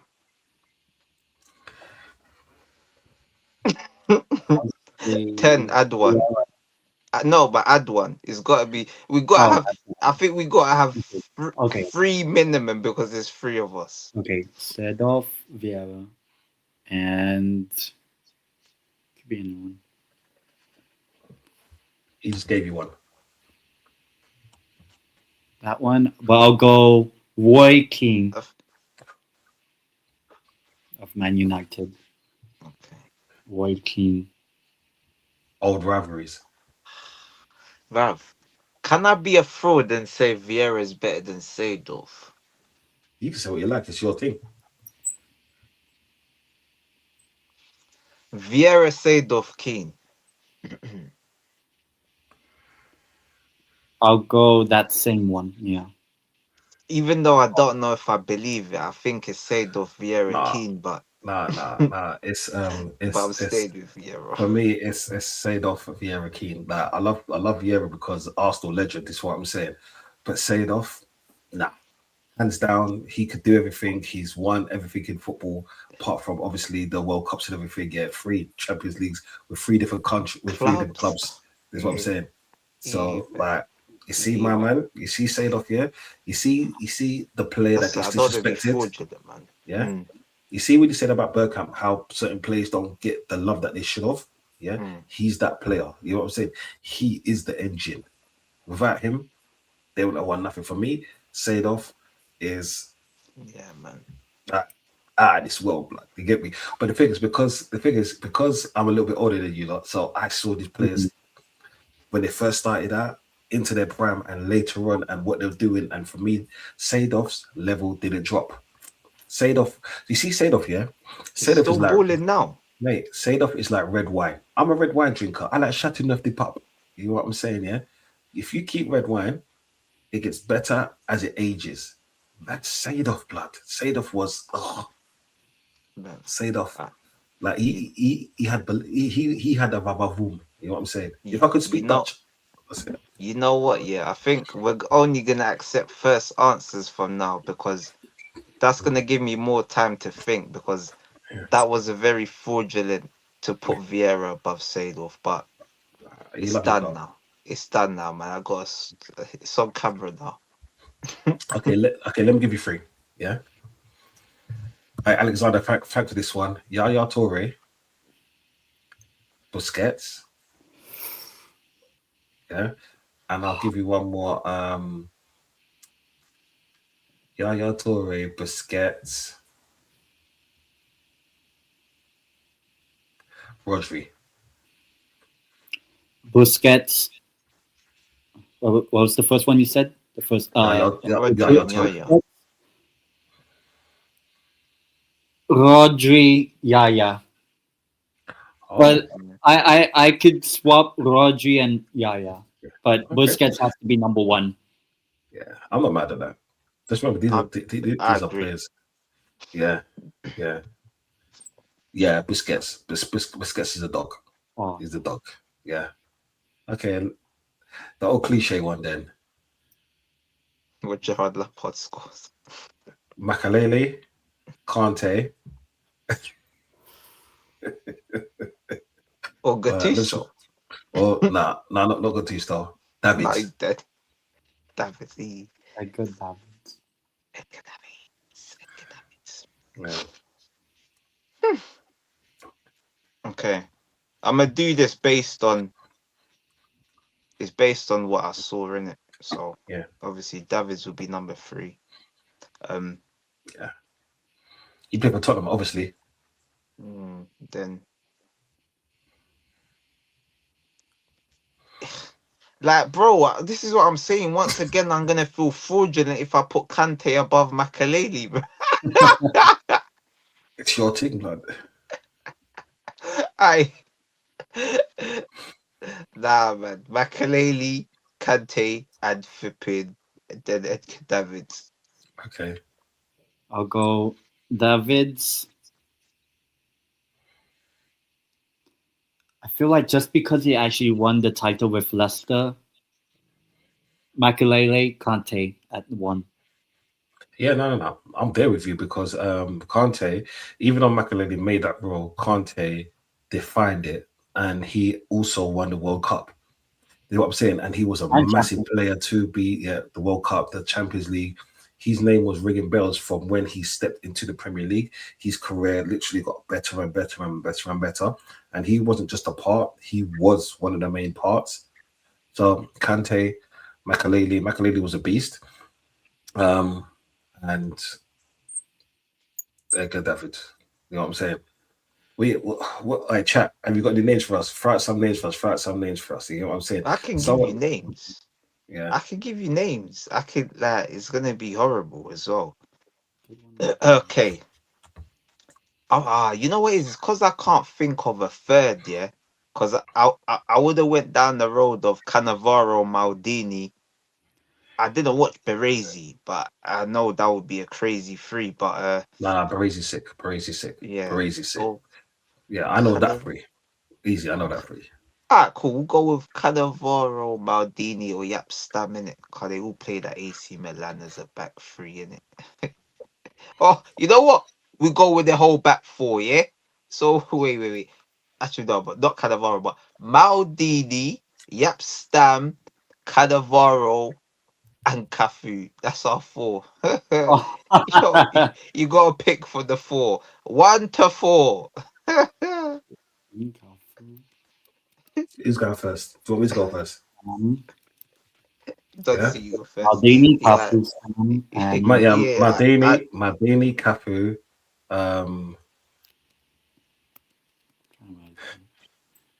Who's the other two? Cannavaro and Cafu, Maldini, Cannavaro, and Yap Stam. oh yeah, Cafu. No, Maldini, Cafu.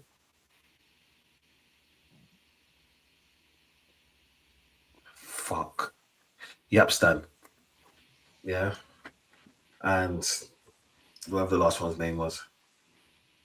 Cannavaro. Ballon d'Or winner. Yeah, see that. I'll go. You're making me. I guess Sam, Cafu. Oh yes. Cannavaro. He was right. It was Nesta. Nesta Oh. is a fifth. So it's 5. It's 5.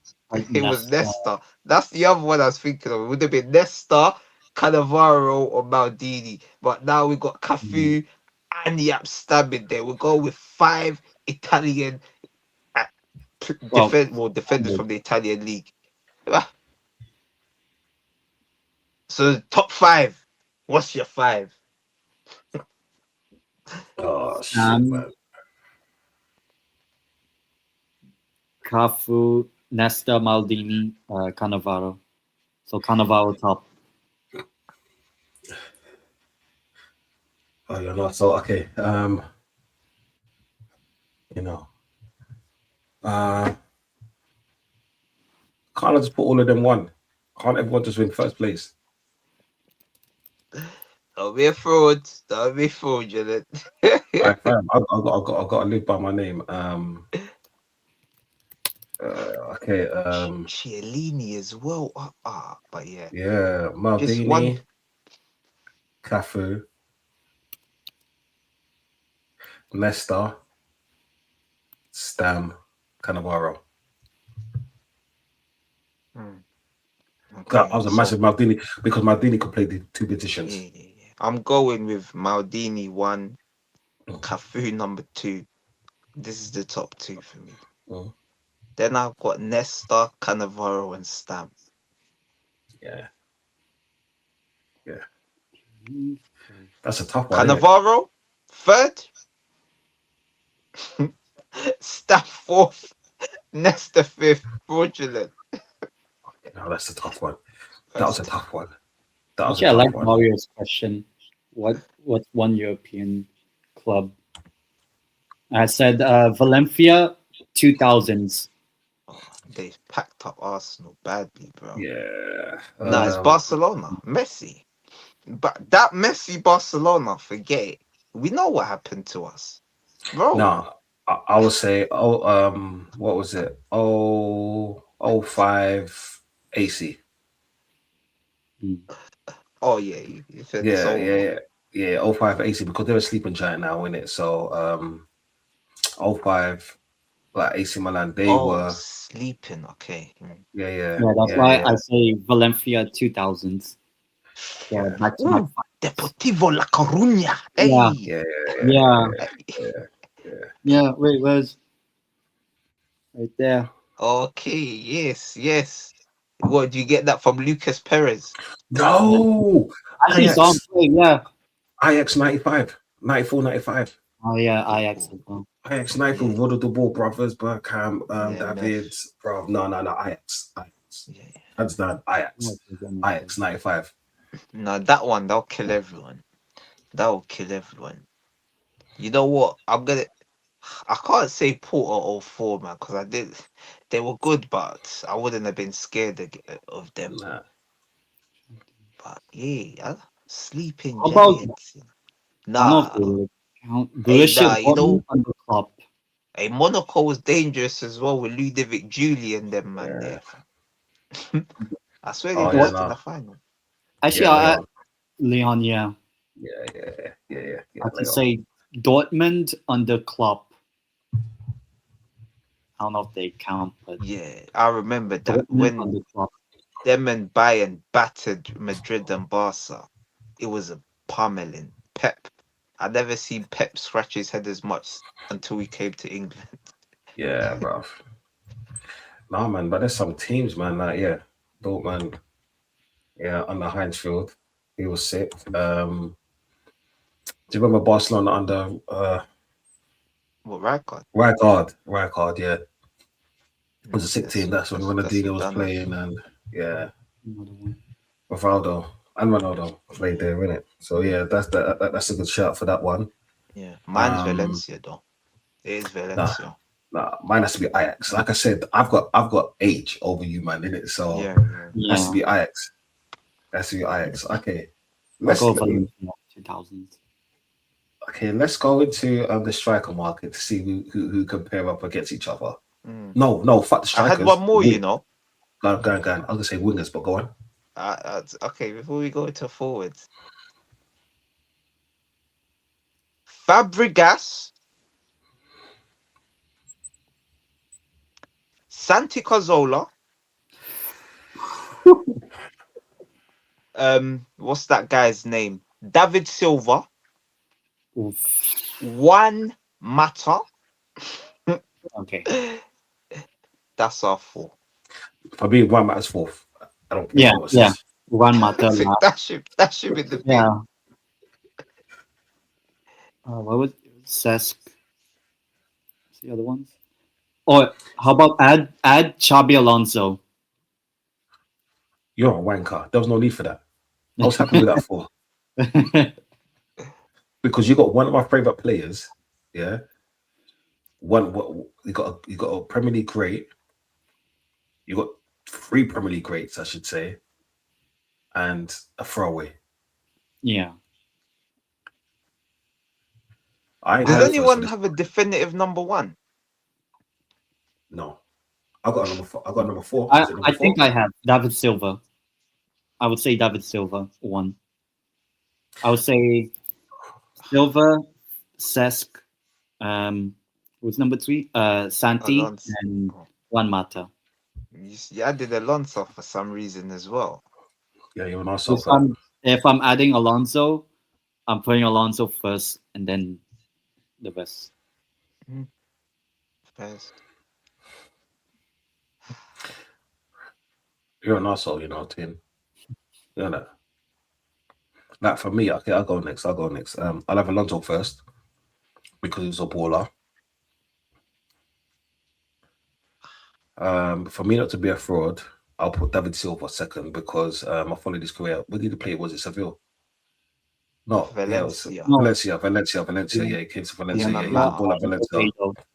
You see, the 2 players that I'm stuck on is Fabregas and no, fuck it. I'm gonna put Cazorla because what he could do with a football, the fact that it was injuries that literally destroyed his career. He was an amazing player, 2-footed, the way he could turn, the half turn, the full turn, the shots, the free kicks, the corners. Man, do you know what it is? Man tapped his knee before he took a corner. And what knee was it? It was the left. It was the right. He didn't care. He was just different gravy. I'll put Fabregas after that, and then after Fab, Juan Mata can just hold bench. Just hold bench. Yeah, fuck And Juan it's Mata. mad that we're talking about Matter like this as well. Yeah. It's crazy. 2-time Chelsea player of the season. Hey, yeah, I think I know my list. I think it's become clear. And I'm glad to see variation. I don't think any of us are going to have the same list. Mm. So, Mata, you know where you go. It's going to hurt me to put my boy, Santi Cazorla, in the 4th position. It's going to hurt me very much. But then, both your number ones, come downstairs, my friend. Xabi Alonso, you will be in number 3, my friend. Number 2, David Silva. Oh, Number 1 is my boy. that's good. It's Cesc Fabregas. Nah, bro. I ain't mad. I ain't mad at that. I ain't actually mad at that. You know what I'm saying? Because they were all world class in their positions, and on top of their game, they were better than everyone else around them. And the funny thing is, they all crossed over. It was mad. They all crossed over. And can you believe that was the Spanish midfield? And most of them couldn't even get into that midfield because Xavi, Iniesta, Senna, and Busquets. Busquets. This is what I'm saying. So it was just mad. It was so bad, yeah. They had to play, what is it, Fabregas as a false 9. Yeah, they had to play 6 midfielders. Yeah. No striker. Villa and Torres on the bench. On the bench. Or they put Villa on the left wing to shoehorn Fabregas in the middle as a false 9. It was mad. It was mad. Can you believe it? Okay, I got one. Yeah. Robin, Hazard, Overmars, Ribery? Ronaldo. No. I'll take Ronaldo, Messi. They're not allowed in this. Yeah. Yeah. I'll put Ribery in it. Yeah. And I'll add one more. We'll do 5. No, we'll stick with those 4. We'll stick with those 4. Was it Robin, Ribery? Robin, Ribery, Hazard, yeah, and Robin, Ribery, Hazard, and Overmars, yeah. I mean, I don't know. I never watched Overmars, so I'll just say 4 for him. But the other Robinho in there or something, but yeah. Yeah, Robinho. Yeah, we could do Robinho, but he'll be last in it because that should be the bit. That should be the bit. It's not worth it. It's like me talking to certain man. It's just not worth it. Figo, put Figo with it. No, we're doing them. We're doing. I got a nice one. Figo. Don't worry. Don't worry. Take a drink. Thirsty. So like water. Water.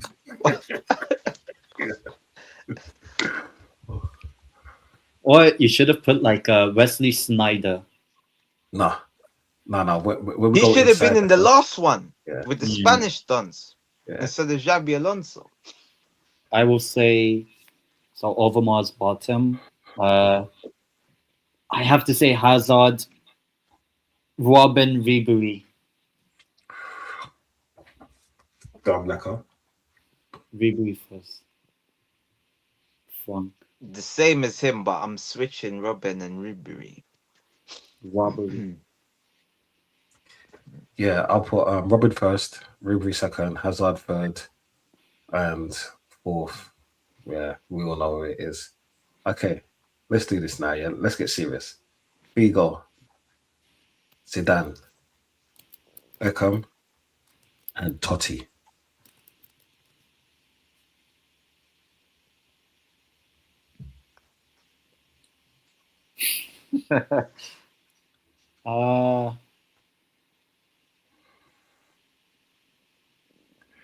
It's tough, isn't it?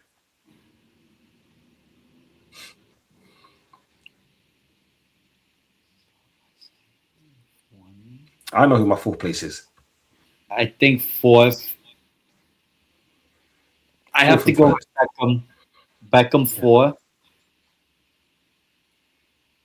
Figo, Totti, Zidane. Zidane top. Okay. Yeah. Yeah. We say Blacker. I was just thinking of ways to make it more nasty.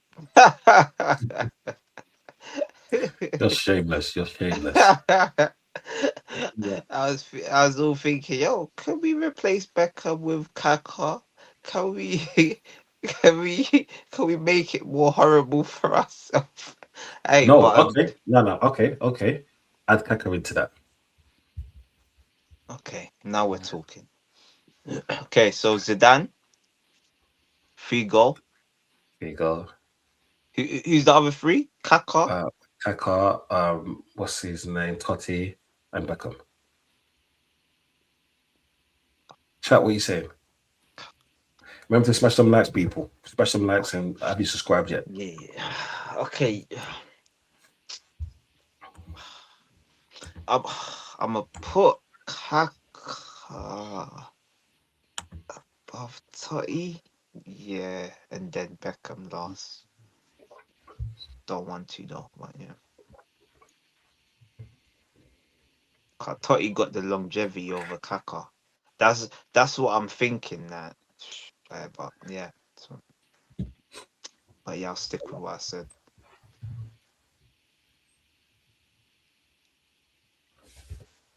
Go on, 10. You're right there, I mate. would. I It's would. an aneurysm. I would put Kaka in the middle of that list I made. So Zidane, Figo, Kaka, Totti, Beckham. Oh, same as me. It's same as you. Oh, Same. okay, then yeah. Didn't even realize. Okay. Beckham's going Actually, at the bottom. wait. Yeah, it was, yeah. Zidane. Beckham's going at the bottom. Then Totti. I'll put Figo, Kaka, Zidane. That I was thinking about I was thinking of Figo and Kaka, and then I was thinking of Kaka and Totti. So, but Totti weren't going above Figo. That's what I knew. Kaka's skating fourth. You know what I'm saying? He's the first substitute to come off. He's the first player to come off to get substitute for Beckham. I'll put it in the chat Go on. so that people in the chat could also goalkeepers. Legends. I put 4. Can't think of any others. Peter Cech, Van der Oh yeah, Sar. check. But from those 4, I'm putting. I don't want to put bias.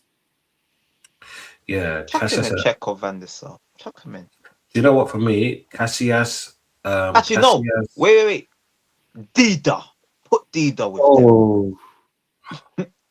Put Dida with them. Why would you do that? Why would you do that? You know me.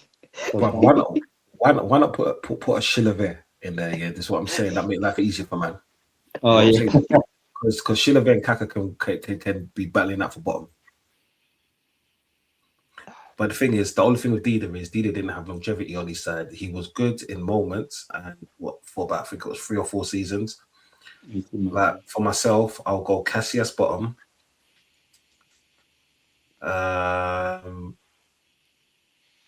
Buffon, Peter Schmeichel, and then oh no, I can't because Dida's in this now. Casillas is bottom. Casillas is bottom at the whole lot. I would say Casillas, Dida, Peter Schmeichel, Buffon, and Oliver Kahn. I will say Dida, Casillas, Schmeichel, Kahn, Buffon top. Okay. So, where do we go with this? For me, Buffon is my number 1. He's my number 1. I'm going to put Casper in second place. Then we go with Oliver Kahn. And then lastly, we got Casillas and Dida. Okay. I'm gonna go with Casillas then Dida. Yeah. That's what I'm gonna do, man.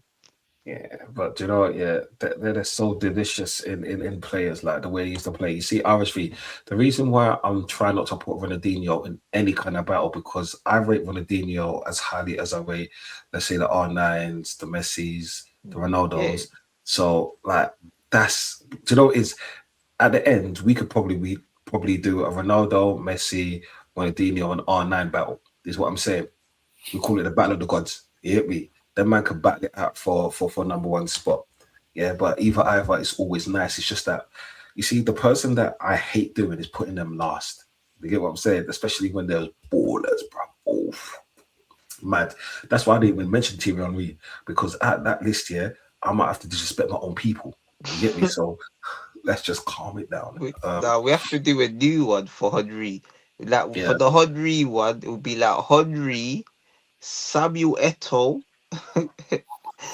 Like you know, like that's what we'll have to do.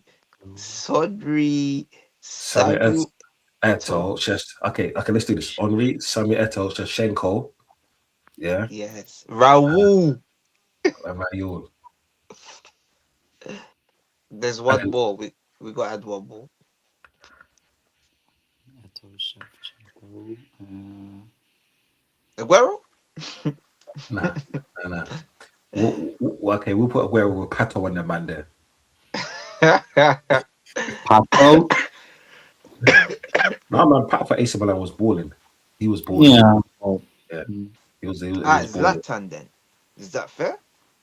Oh, no, Zlatan's coming bottom blocked. Right. I'm trying to think. Yeah.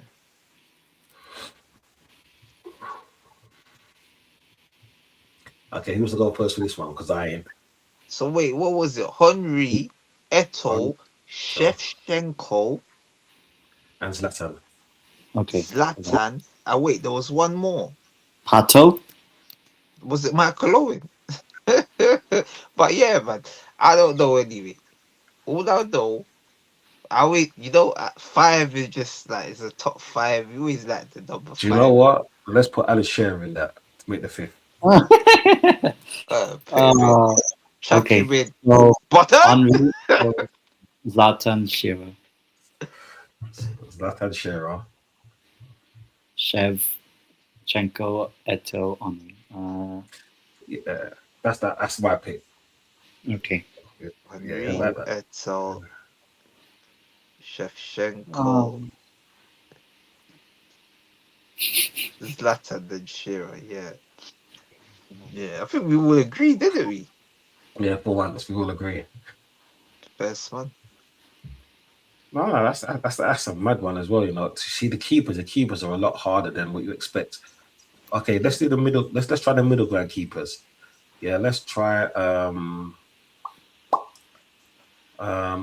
Philip Lahm, Lehman.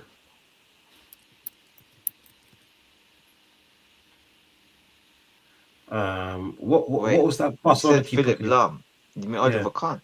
I mean, no, not Philip Lahm. What's that new one? What's his name? Oh yeah, Neuer, yeah. Neuer, Lehman. Khan. No, we used Khan for the last one. So maybe. There's the bear keeper. You got a Van der Sar, Edison, Allison, Czech. No, Peter Cech. I'm trying to do it for that genre. Yeah, I'm just gonna throw names in it. What other keepers was serious, bro? Van der Sar? Van der Sar. What's the AC Milan keeper at that time? I only remember Dida. I don't know if they had anyone after That's Dida. another keeper. Todo was at Inter. How Nah, about not Todo. Courtois? Nah, because the thing is, I'll put Courtois. I'll put Courtois. Allison. Okay, now let's do this one. Courtois. we're talking about the peaks now. Yeah, Courtois, Okay. Alisson, Neuer. Yes, to be there. Neuer, Yeah. and Courtois, Alisson, Neuer. Or Black. Yeah, we call Black All black. and Ramsey. I'm just joking. Take out Ramsey. Take out Ramsdale. Take out Ramsdale. Edison. Ramsdale first. You want to put Edison in there? Yeah, Edison. Let's see Edison. Okay. Hold on. Yeah. Hold on. Oh. Yeah, Nah, I now want to put we're Donnarumma. yeah, no. Now this is a dangerous list. But bottom, I feel Peak. like bottom is the easiest. The easiest is to work your way up, and Edison for me is bottom. Edison, yeah. I'm Peter Cech. Yeah, thanks, RSV. So who is it? So it's Courtois, Alisson, Neuer, Courtois, Edison, Alisson, Neuer, Edison. But what's his name? Van der Sar, Oblak. All Black Van der Yeah. Sar, and Cech. That's 6. Okay. Alright. So Absolutely. okay. Do you want me to go first? Yeah, go through. Okay. So we're gonna go with Edison, rock bottom. Next up, Jan Oblak is gonna go there next up. So Edison, then Oblak. Then, surprisingly, I'm going with Alisson in number 4. So now, who else have I got? I've got Van der Sar, Neuer, And Cech. No Courtois. and Courtois. Okay. Oh, and Courtois. Shit. Okay. Van der Sar, Neuer. Okay, so that's the list. 1, 2, 3, 4, 5, 6, 7. Okay.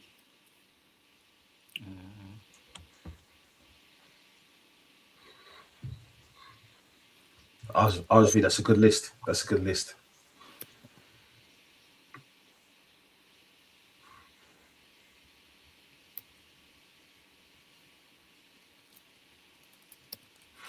Do you know what? I'll go with Van der Sar first. Yeah, because he got better as he went along. I'll put Van der Sar, Neuer,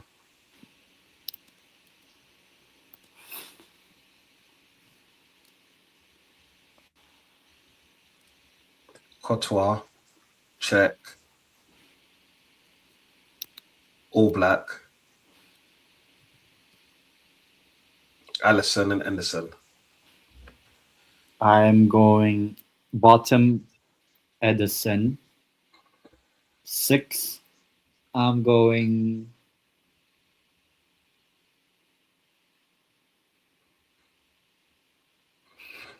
Alisson.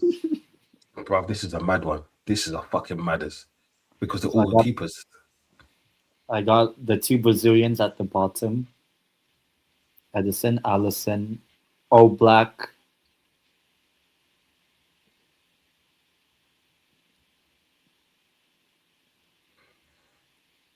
Courtois, Van der Sar, Cech, Neuer. Neuer top. Neuer top, yeah. I can see where we're with Neuer because he changed modern day football. He was like the Oliver Kahn on steroids when it comes Yeah. to coming out, passing the ball. He was like an on-field player. That's what I'm saying because how footballers play nowadays. This is why I can see why he said it. For me, Van der Sar is because he tested, he stood the test of time, and it's like you see someone like Cech. Even though in his heyday, Cech was great, he was like the best of the best at that point.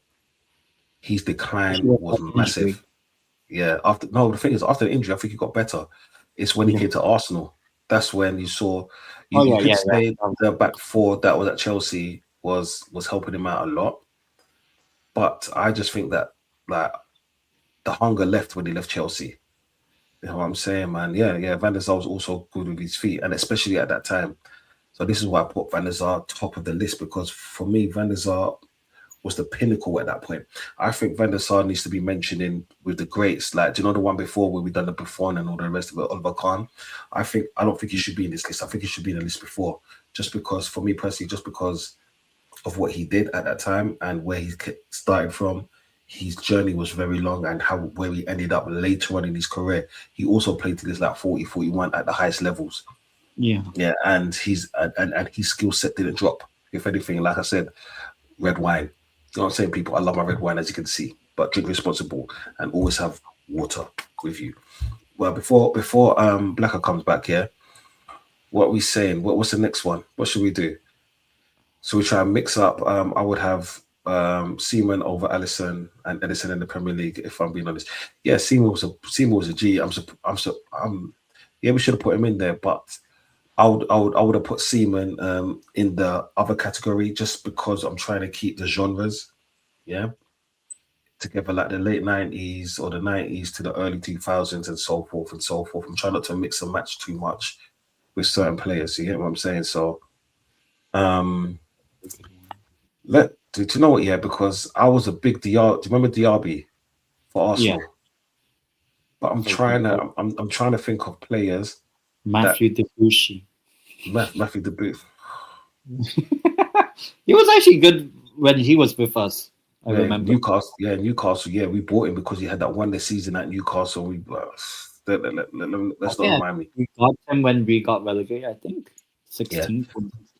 Yeah, but then when he was at Arsenal, he wasn't that great. Yeah. But then it's funny because he got back into the French team once he left Arsenal, and he was even worse. I don't understand that, but he moved. You see, I'm trying to think of the players that got injured that could have been something great without the injury, that you saw the talent that was there. But this was a hard one because that's more heavily Arsenal favoured. So it would be like DRB. I think Walsh is overrated. So Walsh shouldn't even be in this. I think he was just overrated. But then that's my personal opinion. He had a good game at Barcelona and people were ramping and raving, but nothing else afterwards. He did score great goals, but then take that away from him. If you want to do modern, like today, let's try today. Gavi, Barcelona, Gavi. Okay, Gavi, Cherky. Gavi, Cherky. People did. Nah, I'm not going to put Odegaard in there because Odegaard is trash. Bruno Fernandes.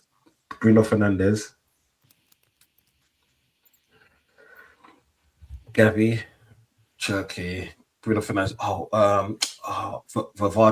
Vardy from PSG. What's his name? Which one? The 10 from PSG. What? Vitinha, not Vardy. Vitinha. Yeah, Vitinha. So we got Gavi, Bruno, Cherky, Vitinha. We need one more. What we saying?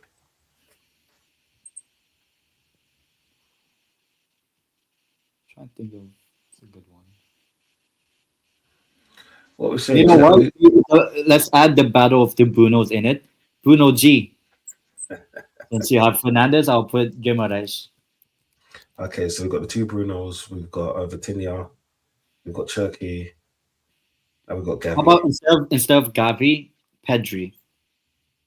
No, we can stick Pedri in there as well.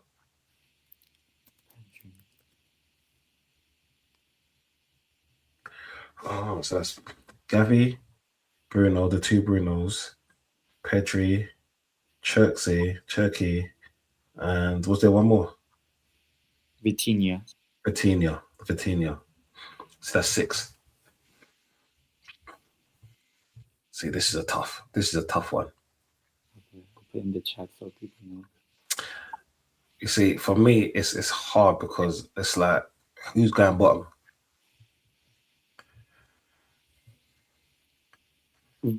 Based on injuries and everything, Gavi. Unfortunately, Gavi. Okay, I hear that. What you say for?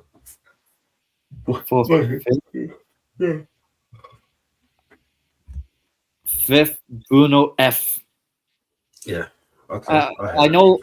I don't know. It's only Man United fans are saying, "Oh, he should be player of the season. That's like Bruno Fernandes to be player of the season.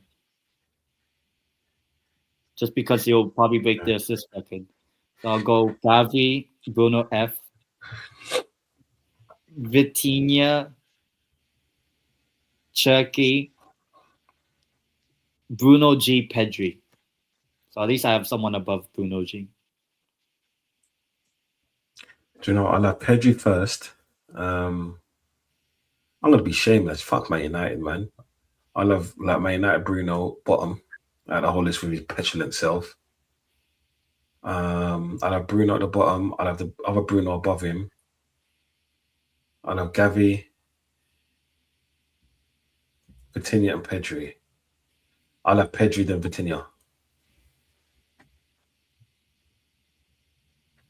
Yeah. That's first. Oh, and Cherksey. Cherksey. Oh, fucking hell, I forgot about it. I should do it again. And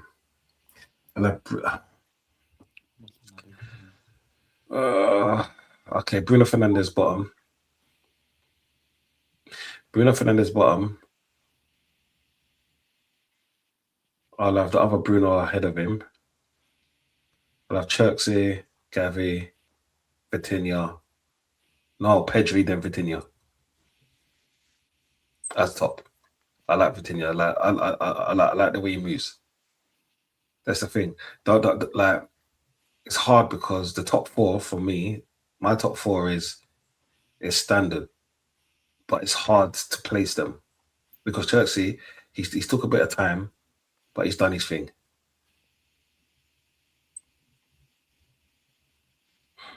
What do you say, Blacker? I didn't quite catch it, but I think I caught it. So, okay, so Gavi's bottom. I don't even need to think about it. Gavi is bottom for me. Then it's Cherky. Cherky will be next on the bottom of the pile. And then here we got both the Brunos. Okay, so then it's both the Brunos in whatever order you want to put them in. I put Bruno G, then Bruno Fernandes in third, Vitinha second, then my baller Pedri has to be number one for me. There's just something about Pedri. Yeah. Newcastle, they've seen it firsthand a few times now. It's always in the second half. When he gets his foot on the ball, it's over. It's over. Like, he's a player. People don't, he's like another Carzola. People don't, they don't necessarily see what he does. You don't see it. There's, like, you know, these players that just, they already know 3 passes ahead. Yeah. They've scanned, they know what they're gonna do. Yeah, man. So, yeah, man, my number one is Pedri, man.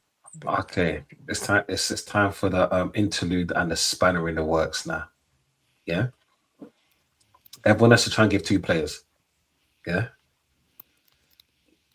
my first 2 is Pogba or KDB.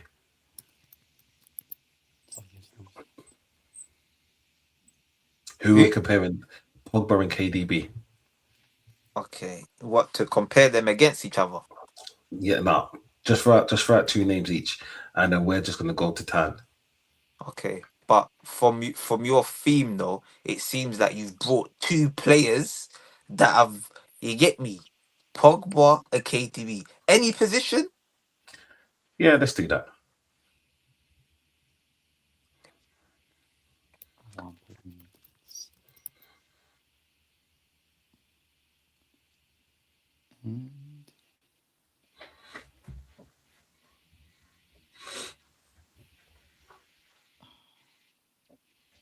This is mad, isn't it? I've gone.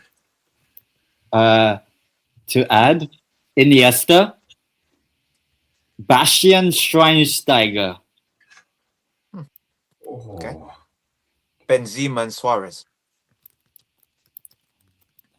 So I can remember. Or we stay with the midfield. Are we going to stay with midfield? Yeah, let's stay with midfield. Okay. Let's stay with midfield. Okay. Xavi and Iniesta then. What did you just say, 10? Oh yeah. Iniesta, Schweinsteiger. Okay, sorry, so I can't use that. Okay, no problem. No problem. It's never a problem for me. So what we will do, we'll bring in some wild cards. Did you say Schneider? No. Perlo. That's uncalled for. Perlo and Martin Odegaard.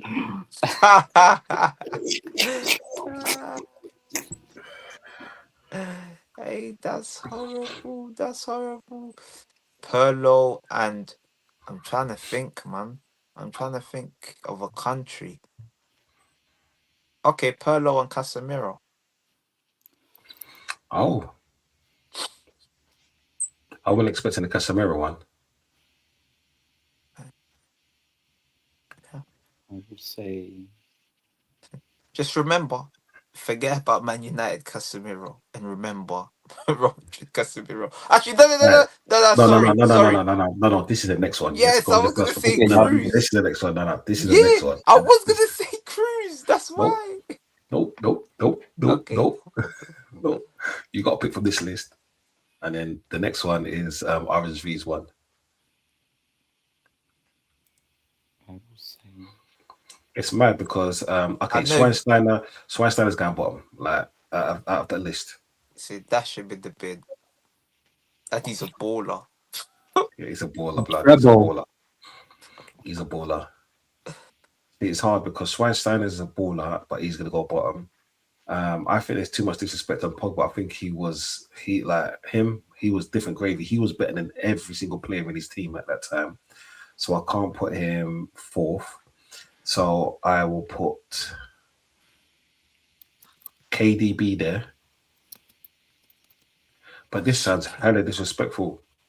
This sounds hella disrespectful. Okay, no, fuck it. I'm gonna go for Perlo first, Iniesta second, Casemiro third, Pogba fourth, ADB fifth, and Schweinsteiger sixth. That sounds hella disrespectful. But you know what? Like Perlo was a G. Like he was a G. Yeah. I'll go. I'm sorry, Pogba bottom, KDB 5, Casemiro 4, Schweinsteiger 3, Pirlo I 2, Iniesta 1. but For you me, see what he Iniesta, did there? Do you see what he did there?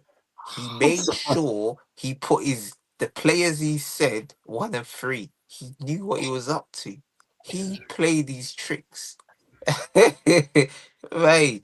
But that's your list. We can't argue. So for me, yeah, Schweinsteiger, my brother. Yeah, you gotta sit this one down, man.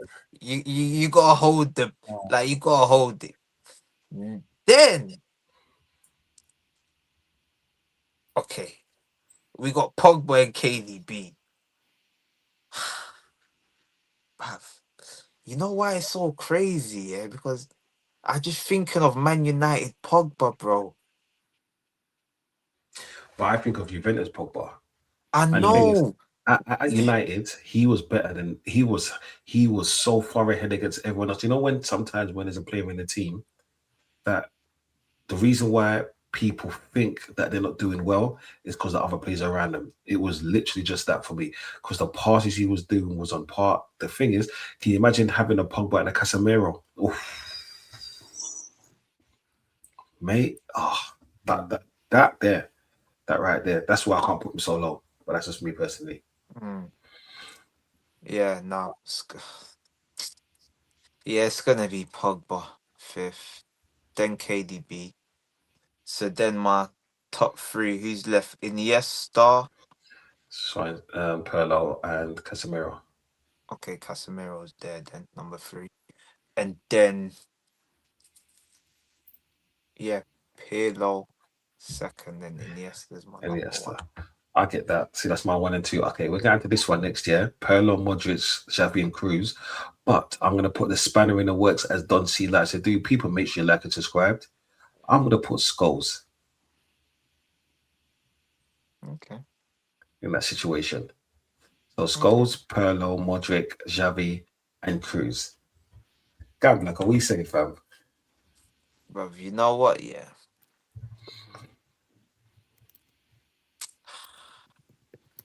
But Skull's gonna have to sit this one out, you know. I Like, hear it. like yeah, and it's crazy because like you don't want anyone to be number 5. They're too good to be 5th anything. They should be top 3s. Yes, So facts. Skull's gonna sit this one out. Respectfully, next to sit this one out, it's gonna be Tony Cruz. Oh, Respectfully, it's someone's gotta sit down. So he could have been lost. He could have been lost. But yeah, so what did I say? Who was number 5? Scholes, Cruz. Scholes, Cruz. Oh my days. This I don't even. So yeah. obviously we already said Perlo over Modric previously. So I'm gonna stick. No, I said Modric over Perlo. Yeah. Yeah, you did. So Modric,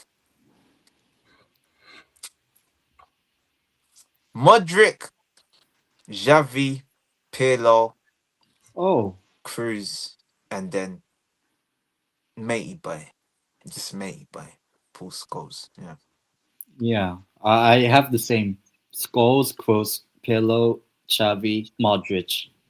Modric won. Me and You agreed know, off. do you know what? Yeah, I'm gonna go with you, man. We Because said that's it. I don't want no dramas. I'm just gonna go with you, man. This is what I'm saying. At least I got backup. Okay, let's do this now. Yeah, let's get the tasty out of the way. Benzema, Higuain, Aguero, Suarez and Lewandowski. Suarez, and Lewandowski. Woo! Well, I already know who's number 5. What was his name? There was a standout number 5. Yeah, there he is. Big machine, Higuain. Higuain, yeah, Higuain. Tried to Oh, dump on my team. Yeah, yeah, Higuain. Bro, we're still waiting for you at Arsenal. yeah, Like, and we're he went to still Napoli. waiting for you. Yeah, yeah. Him, and Benzema, to be honest. And Draxler. Yeah. So, Higuain, get in the bin. Yeah, We yeah, could have yeah. even replaced you with Tevez, and that would have been horrible for all of us. But we're gonna put Higuain there. Then No. Take out Higuain and let's put in Tevez. Fuck it. now, I still put Tevez 5th. I'm st- I'll put but Tevez 5th. but Which Tevez? The Man City Tevez. Because remember when he came in the league, what was it? He was at West Ham. man, Yeah. When he was at West Ham, he balled out. He was balled out. but Tevez is the original Aguero. Like he's the original. Yeah. Fuck Aguain, yeah, because Aguain's going in the bin anyway. Let's make it more difficult. Put Tevez for Aguain. Late substitution, early substitution, which Arteta didn't do. Yeah. Aguain, get out. Tevez, come see, come sir. Cobsa. Or you could have put Harry Kane, but No. Harry Kane's got enough one. okay. Okay, so as I said, it is gonna be Tevez, but hey, Aguero, you and him were fighting for dear life, you know. It was a battle. It's a battle for number 5 and Aguero. And then this is where we get tasty because Lewandowski's going to number 3. Ooh. And I don't even like It's disgusting saying it because he should have a Ballon d'Or. Then I got Suarez and Benzema. Bro, how? Bro, oh my days.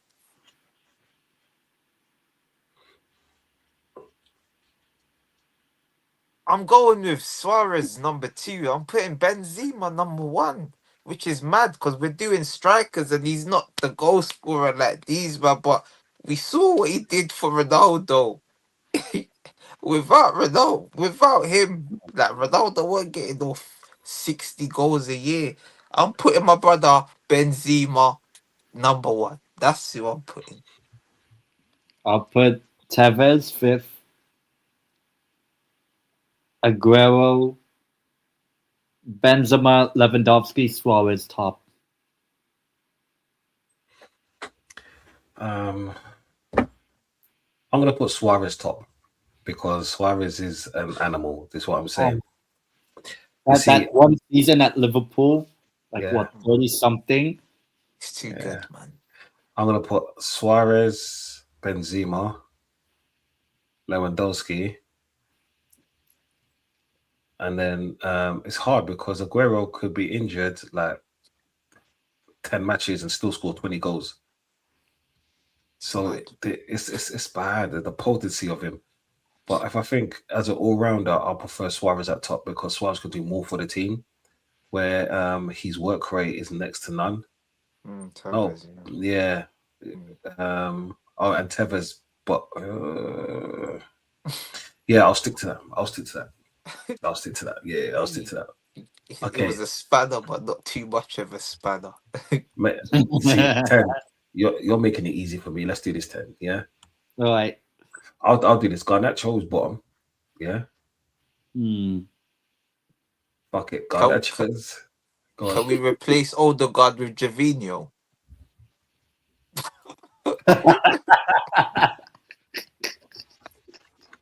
Let's replace all of them. Garnacho. Let's do one from a team. Garnacho, Javinho. Anthony got to be there as well. He's stuck Anthony, out. yeah. Anthony, and I was gonna say St. Maximum, but no. Amanda Torre. Oh, yeah. Traore. Traore. Oh, knackered.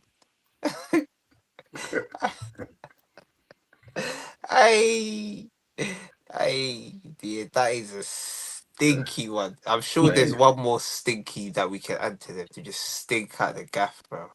Just horrible. Oh, and what's his name that used to play for United? Bebe. No. That one that hold the ball and then a spin with the ball. What's his name? Yes, Anthony's there. Anthony. Makeda. No, it's about Anthony. Yeah, Makeda. I was going to talk about Anthony, but we have to have one from every team. So okay, no, let's not use Makeda. Chelsea must have a stinky winger, bro. Oh, Garnacho's there. Liverpool has Bebe stunk. He stunk. Then you got Ngogo and Cinema Pongo, but we got to add one. Liverpool got to have one representative. Okay, let's have from Liverpool. Can we give up from Liverpool? Bebe, I'll say Bebe. Instead of Bebe. What's that dude that dyed his hair blonde for Liverpool? Oh. What? Not Jibril Cisse? No, not him. I think he was on a. Can't be. I think he was on the left for them. Wait, recently or back in the day? I talk about Cinema Pongo, bro. Cinema Pongo. I think it was the Benitez days. Bro, are you sure it's not Cinema Pongo, bro? I think it might be him. I think it might be him still. He's horrible. Bro, Cinema Pongo. I remember that guy. Yeah, I think he won like the 017, that Golden Boy award. After that, but he just stank out the gaff, but yeah. So what is that? Bruv. All right, RSV, you're not making this easy for us, are you? We'll get to that one next. Wait, did he dye his hair blonde? I don't remember. Oh, you're talking about Ryan Babel. Ryan Babel, that's it. Ryan Babel. Oh, okay. Ryan Babel. Yeah, the blonde one. He was blonde, innit? Yeah. He had pink Oh, as well. didn't he have pink? Pink, yeah, he had pink at Besiktas. Okay, so we've got what is it? Garnacho, Babel, Gervinho. Amanda Anthony. Torre, and Anthony. Wait, there was one more. There was one more, wasn't there? Was it one more? Yeah, there was. I'm looking at it here. Where is it? Garnacho, Gervinho, Anthony, Adama, Cool. That's our Babel. five. Babel. Yeah. and Babel. What is this? Battle of the Forehead. Just anything. Yeah. Bro. Probably, let's say footballing ability. Alright. No, you know what? I'm being honest now. Garnacho's not bottom. It's Adama Traore. He's the worst I've ever seen. He is a disgrace. I'm not gonna lie. Bro, he's horrible. Have you seen him without pace now? He's not got pace. It's bad. I saw Mbeumo. I was sprinting. Mbeumo dusted him. I was watching him in that Man United game. I think that was the worst performance I've seen from a footballer. It was the worst. It was bad. He got the ball. He didn't know what to do. He was confused. Like the defenders were scared of his pace, but he didn't know what to do. He didn't believe he's got the pace. So Adama Traore is rock bottom. I don't care what anyone says. He's knackered. Then, so we got Anthony's going there. Anthony's in the bin next. Anthony, you're going there. Actually, whoa. Anthony or Garnacho, that is like shit or piss. Mate, I'll go with. What would you prefer, shit or piss? I'd like to piss, bruv, so I'll go with fucking Garnacho will go fourth. Anthony third. Oh my day, this list is horrible. Then we got Gervinho and Babel 1 and 2. Gervinho 2, Babel number 1. It's how bad this list is. I will go Adama 5th, Garnacho 4, Gervinho. I'll go Babel 3rd, Gervinho 2nd, Anthony 1st. The GOAT. Do you know the funny thing is, yeah? I want to do Traore at Garnacho bottom. first. No, I want to do Traore at bottom because of what he did for Barcelona when he tried to do the kick-ups. Wait, they unveiled him and he done the kick-ups. Oh no! And he couldn't do 5 kick-ups. He could not do 5 kick-ups. After that, yeah, they stopped unveiling players because how bad he was, blood.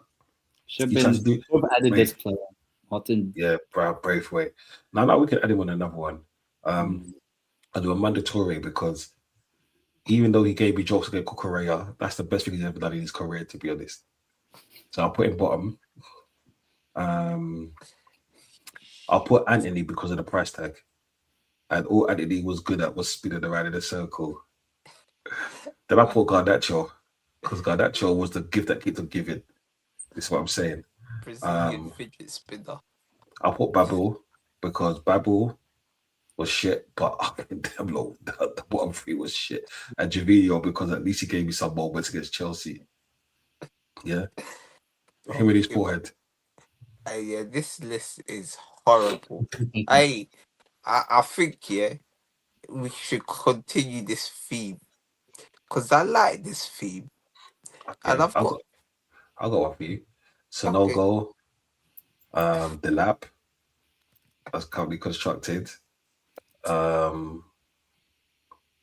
Let's get Francis Jefferson. Francis.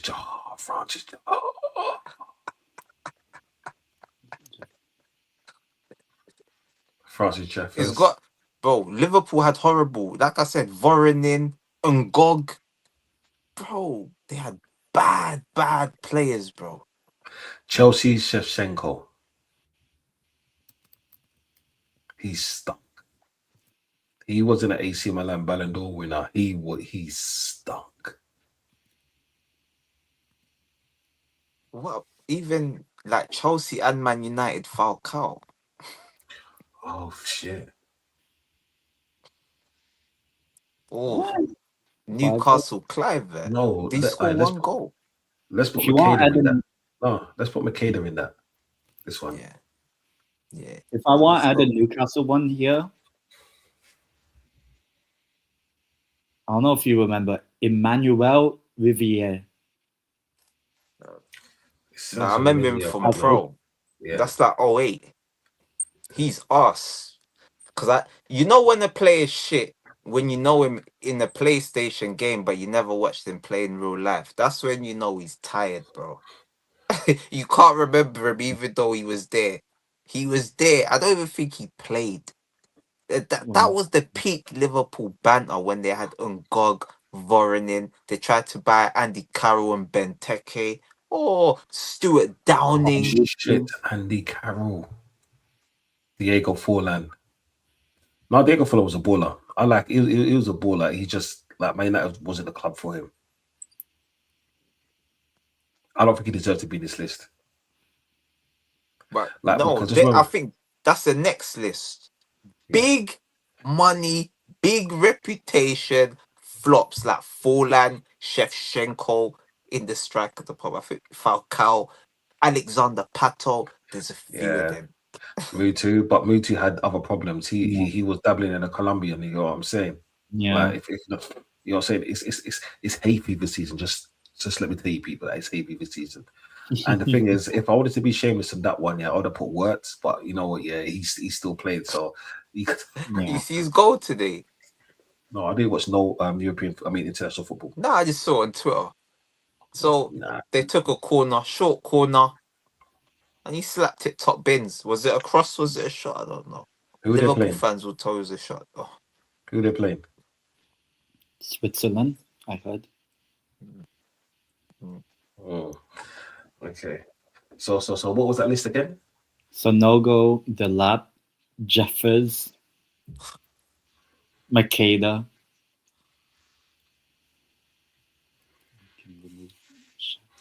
Sonogo, Delap, us, Jeffers. Sonogo, Delap, Makeda, Jeffers. Francis Jeffers. Okay, I'll go first in this one. I'll put Delap because like Sonogo was a postman. Yeah. I'll put Delap, Sonogo, Makeda, then Jeffers. Hey, this list is so shit, bro. I'll go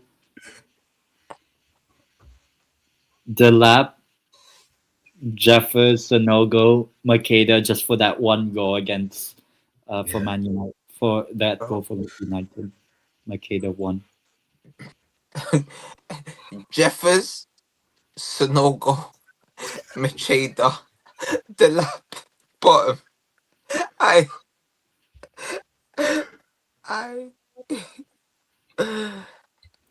yeah. I'll get to that. RSV. This one here, yeah. Before we stick to the theme, before we go back to the theme, yeah, we're gonna do this one. RSV pick up for this one, yeah. Zanetti, Cafu, Alves, Olam. Wait, I've already put Alves above Cafu. But that was a previous list. Oh man, you keep the same energy, but you got. I would say Bottom Cafu now, John. That's a standard black card, blood. You're not even a red card or yellow card. That's a black card, blood. This is what I'm saying. Not in void. go. You know what, yeah? But do you know why it's so hard? Because I want to put Philip Lahm above Danny Alves. But then it goes back to I don't think that Philip Lahm's better than Cafu. So Zanetti, bottom of my list. Sorry, Zanetti. I'm sorry, man. He's a fucking. Next on the list, young Daniel's son, step up. Cafu, Philip Lahm, number one. I'll I have to go get in. down Cafu at all costs. I have to I'll get go him in down. I'll go in this order: Zanetti, Cafu, Alves, Lam. Nah, man, you man are fucking fools. For me, it's Cafu, Lam, Alves, Zanetti. Can't believe man I disrespected Cafu like that, blood. Nah. I'm putting number Okay, no. 2. That's good enough. Wait, it's not number one. You know what I'm saying? It's not number one. Uno. Good enough. Aye. We got age. See, Oh, look, we're still like it. Yeah, my fam. You see, it's all right. Can I give you guys, I think, the hardest list we're ever going to get? Yeah. Because I think no one's going to make a vote. So, I believe... No. I believe I'm going to do it all from one club. Number 1, Philippe Senderos. Fuck off. Number 2, Skodran Mustafi. Number 3, Squillaci. Number 4, did I just say Pascal Sigan? Did I say him? And then number 5, we will go with, do you remember him? Johan Juru. Do you know what? Yeah, for an Spanner, Santos.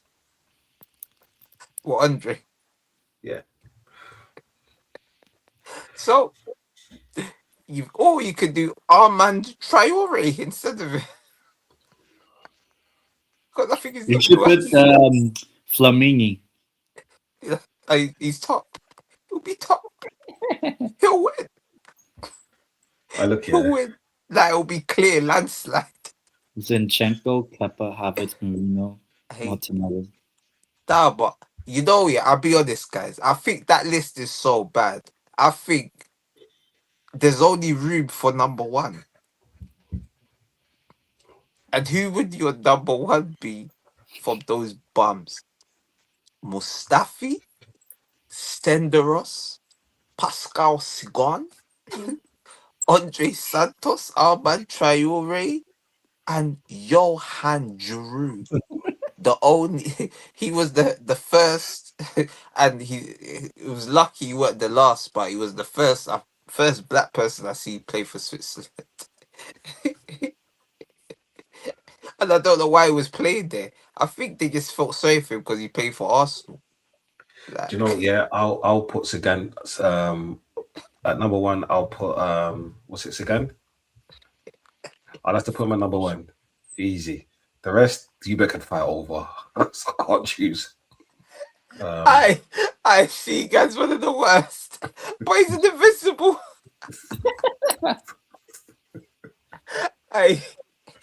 He's probably one of the worst, and he came with a high reputation. Yeah. But Wenger found him in France. Oh yeah, he's gonna be the next best. They thought he was gonna be the white Lillian Thuram. Fucking hell. Nah, No, do you but know for what? me, number 1's Mustafi. What Mustafi done at Arsenal? I'll Nah, never man. forgive him. Wait. Actually, no. I can't put Mustafi. The times he let us No, down, blood. with Squillaci or Sylvester. Sylvester Arsenal was a disgrace. So, oh, yeah, I might go for Santos first, blood, because he's the only. At least he scored a goal against Chelsea. Arsenal's had some horrible players, bro. Even tears are coming to my eyes. There's Lichtsteiner, Socrates, Callum Chambers, Rob Holding. But yeah, I feel for me that Squillaci guy, he's my number one. He was he was so bad he didn't play. He was like Kim Kallstrom, the worst side in Arsenal history. 4 games, 29 minutes played. Do you know what? Yeah, I can't choose. I'm going to have to put Santos first because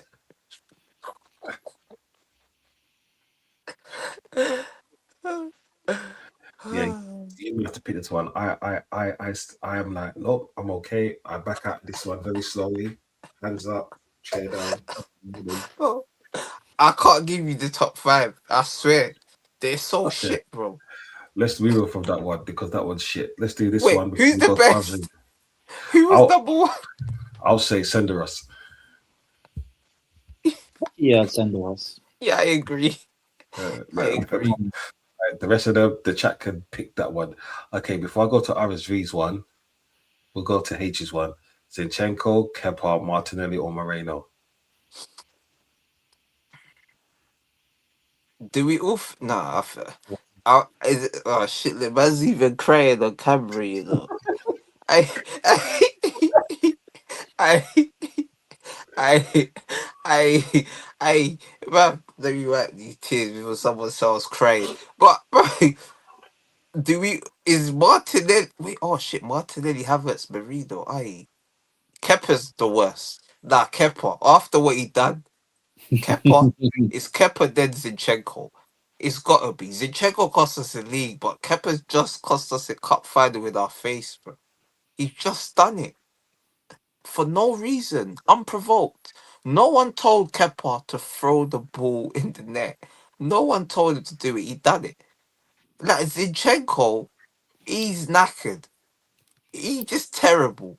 But Kepa, he has an enemy for me for life. I swear. I'm ready. I'm ready to, bruv, drop kick him in Yeah. his fucking head, bruv. I'll throw. I don't want to speak, man. So yeah, Kepa, Zinchenko. This is bruv, this is horrible, man. It's Martinelli number 3, man. I don't even know. I don't even know. The thing is, Nah, who's the number one? Marino. Marino number 3. Then you know what? Havertz number 2. I'll put Martinelli number 1. Fuck it, man. You know what? I don't I'll really- go Zinchenko, Kepa, Martinelli, Havertz, Marino, just because I've also seen Marino. Do you know what? Yeah, Zinchenko is bottom. I don't give a flying fuck who's above him. You know what I'm saying? Fuck Zinchenko each and every time. I hate you or fraud for that one, but I'm still gonna shout you out. Zinchenko, you can fuck yourself, you pussy. I cannot stand you. You cost us a fucking league and a half, you prick. Yeah, fuck you. He said he just said he's got an enemy in him for life, Kepa. Yeah, mate. You're in and Postacoglu enemies. This is what I'm saying, you prick. Yeah, motherfucker, making me swear at this time of night. Yeah. Vidic, Rio, Terry, and Cellini in order. Whew. Oh, forgot Silva. I'm tempted to put Silva number 1, but yeah. But Yeah, what he's done in football. yeah.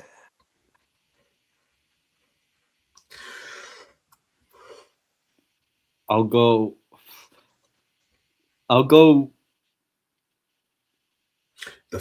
John Terry last. John Terry last. And then Rio Ferdinand 4.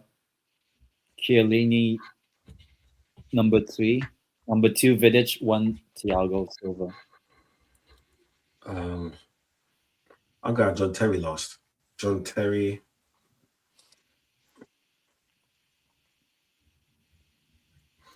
See, it's hard because I thought Vidic was no. John Terry, Silva, Rio, Vidic and Cellini. Bruv, I don't even know where to go. Like, if I put Vidic bottom, am I crazy? Do I think Vidic was better than John Terry?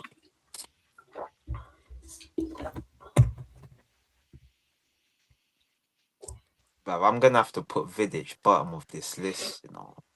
I don't even know how, but he's gonna go there.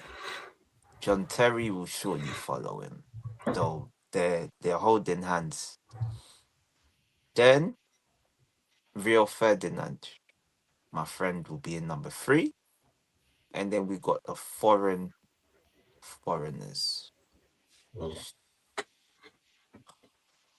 Chiellini, you know what? Yeah, Chilino's a baller, innit? Yeah, man. You know what? I'm gonna. Now I'll put Chiellini second. Thiago Silva will be number 1. But yeah, this is a Mate. horrible list, though, man. RSV, big him up, man. It's a horrible Yeah, list for me. I like RSV's list, man, because he's making us think, blood. Okay, H says Henry, Beckham, Vieira, Tony Adams, Ashley Cole, and Perez. For me, Perez is last. I know first and I know last. Henry's first. Perez is last. In between, I, I, oh, your list, man. shit, man. Ready Okay. to take? Gonna tag me? Oh, no, fuck it. Let's do this. Henry, Bergkamp, Vieira, Ashley Cole, Adams, Perez.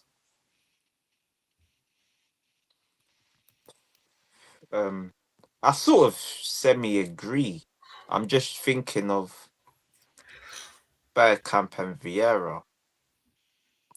Yeah, I do the Bergkamp and Vieira switch, but the same as you basically. Cause I just Vieira, that's my captain, man. Yes, Henri first. I don't know.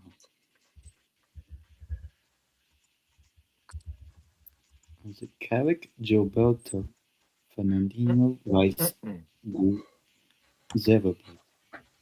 Just dash Rice in the bin, man. Dash or Roberto, one of them. Just dash them together.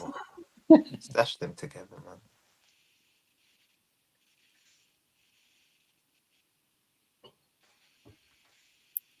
Company, Gabriel, Saliba, Cannavaro. I can't. Gabriel, they can't be in lists, man. Like, as much as I wanted, I can't put them in lists, bro. They need their armpits on display. If they ain't got their armpits on display, we can't compare them to Cannavaro, Ballon d'Or. We can't compare them to Company. It's unfair. Yeah. Like, we gotta put Gabriel and Saliba right now with like Ledley King and who else didn't win the Premier League? Like Sammy Hupia. Maybe like that. That's what I put them in. You see, this one's on matters.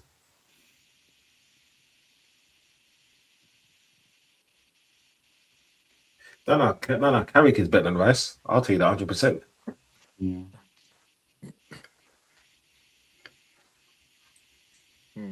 I'd put Berto last Yeah. because I didn't really watch him play. Yeah, I'll put Berto, Rice, I think, Fabinho, Gilberto, Carrick. yeah. I'll put it in that order. Yeah. Carrick was a baller, even at Tottenham, and I hate to say that he was a baller.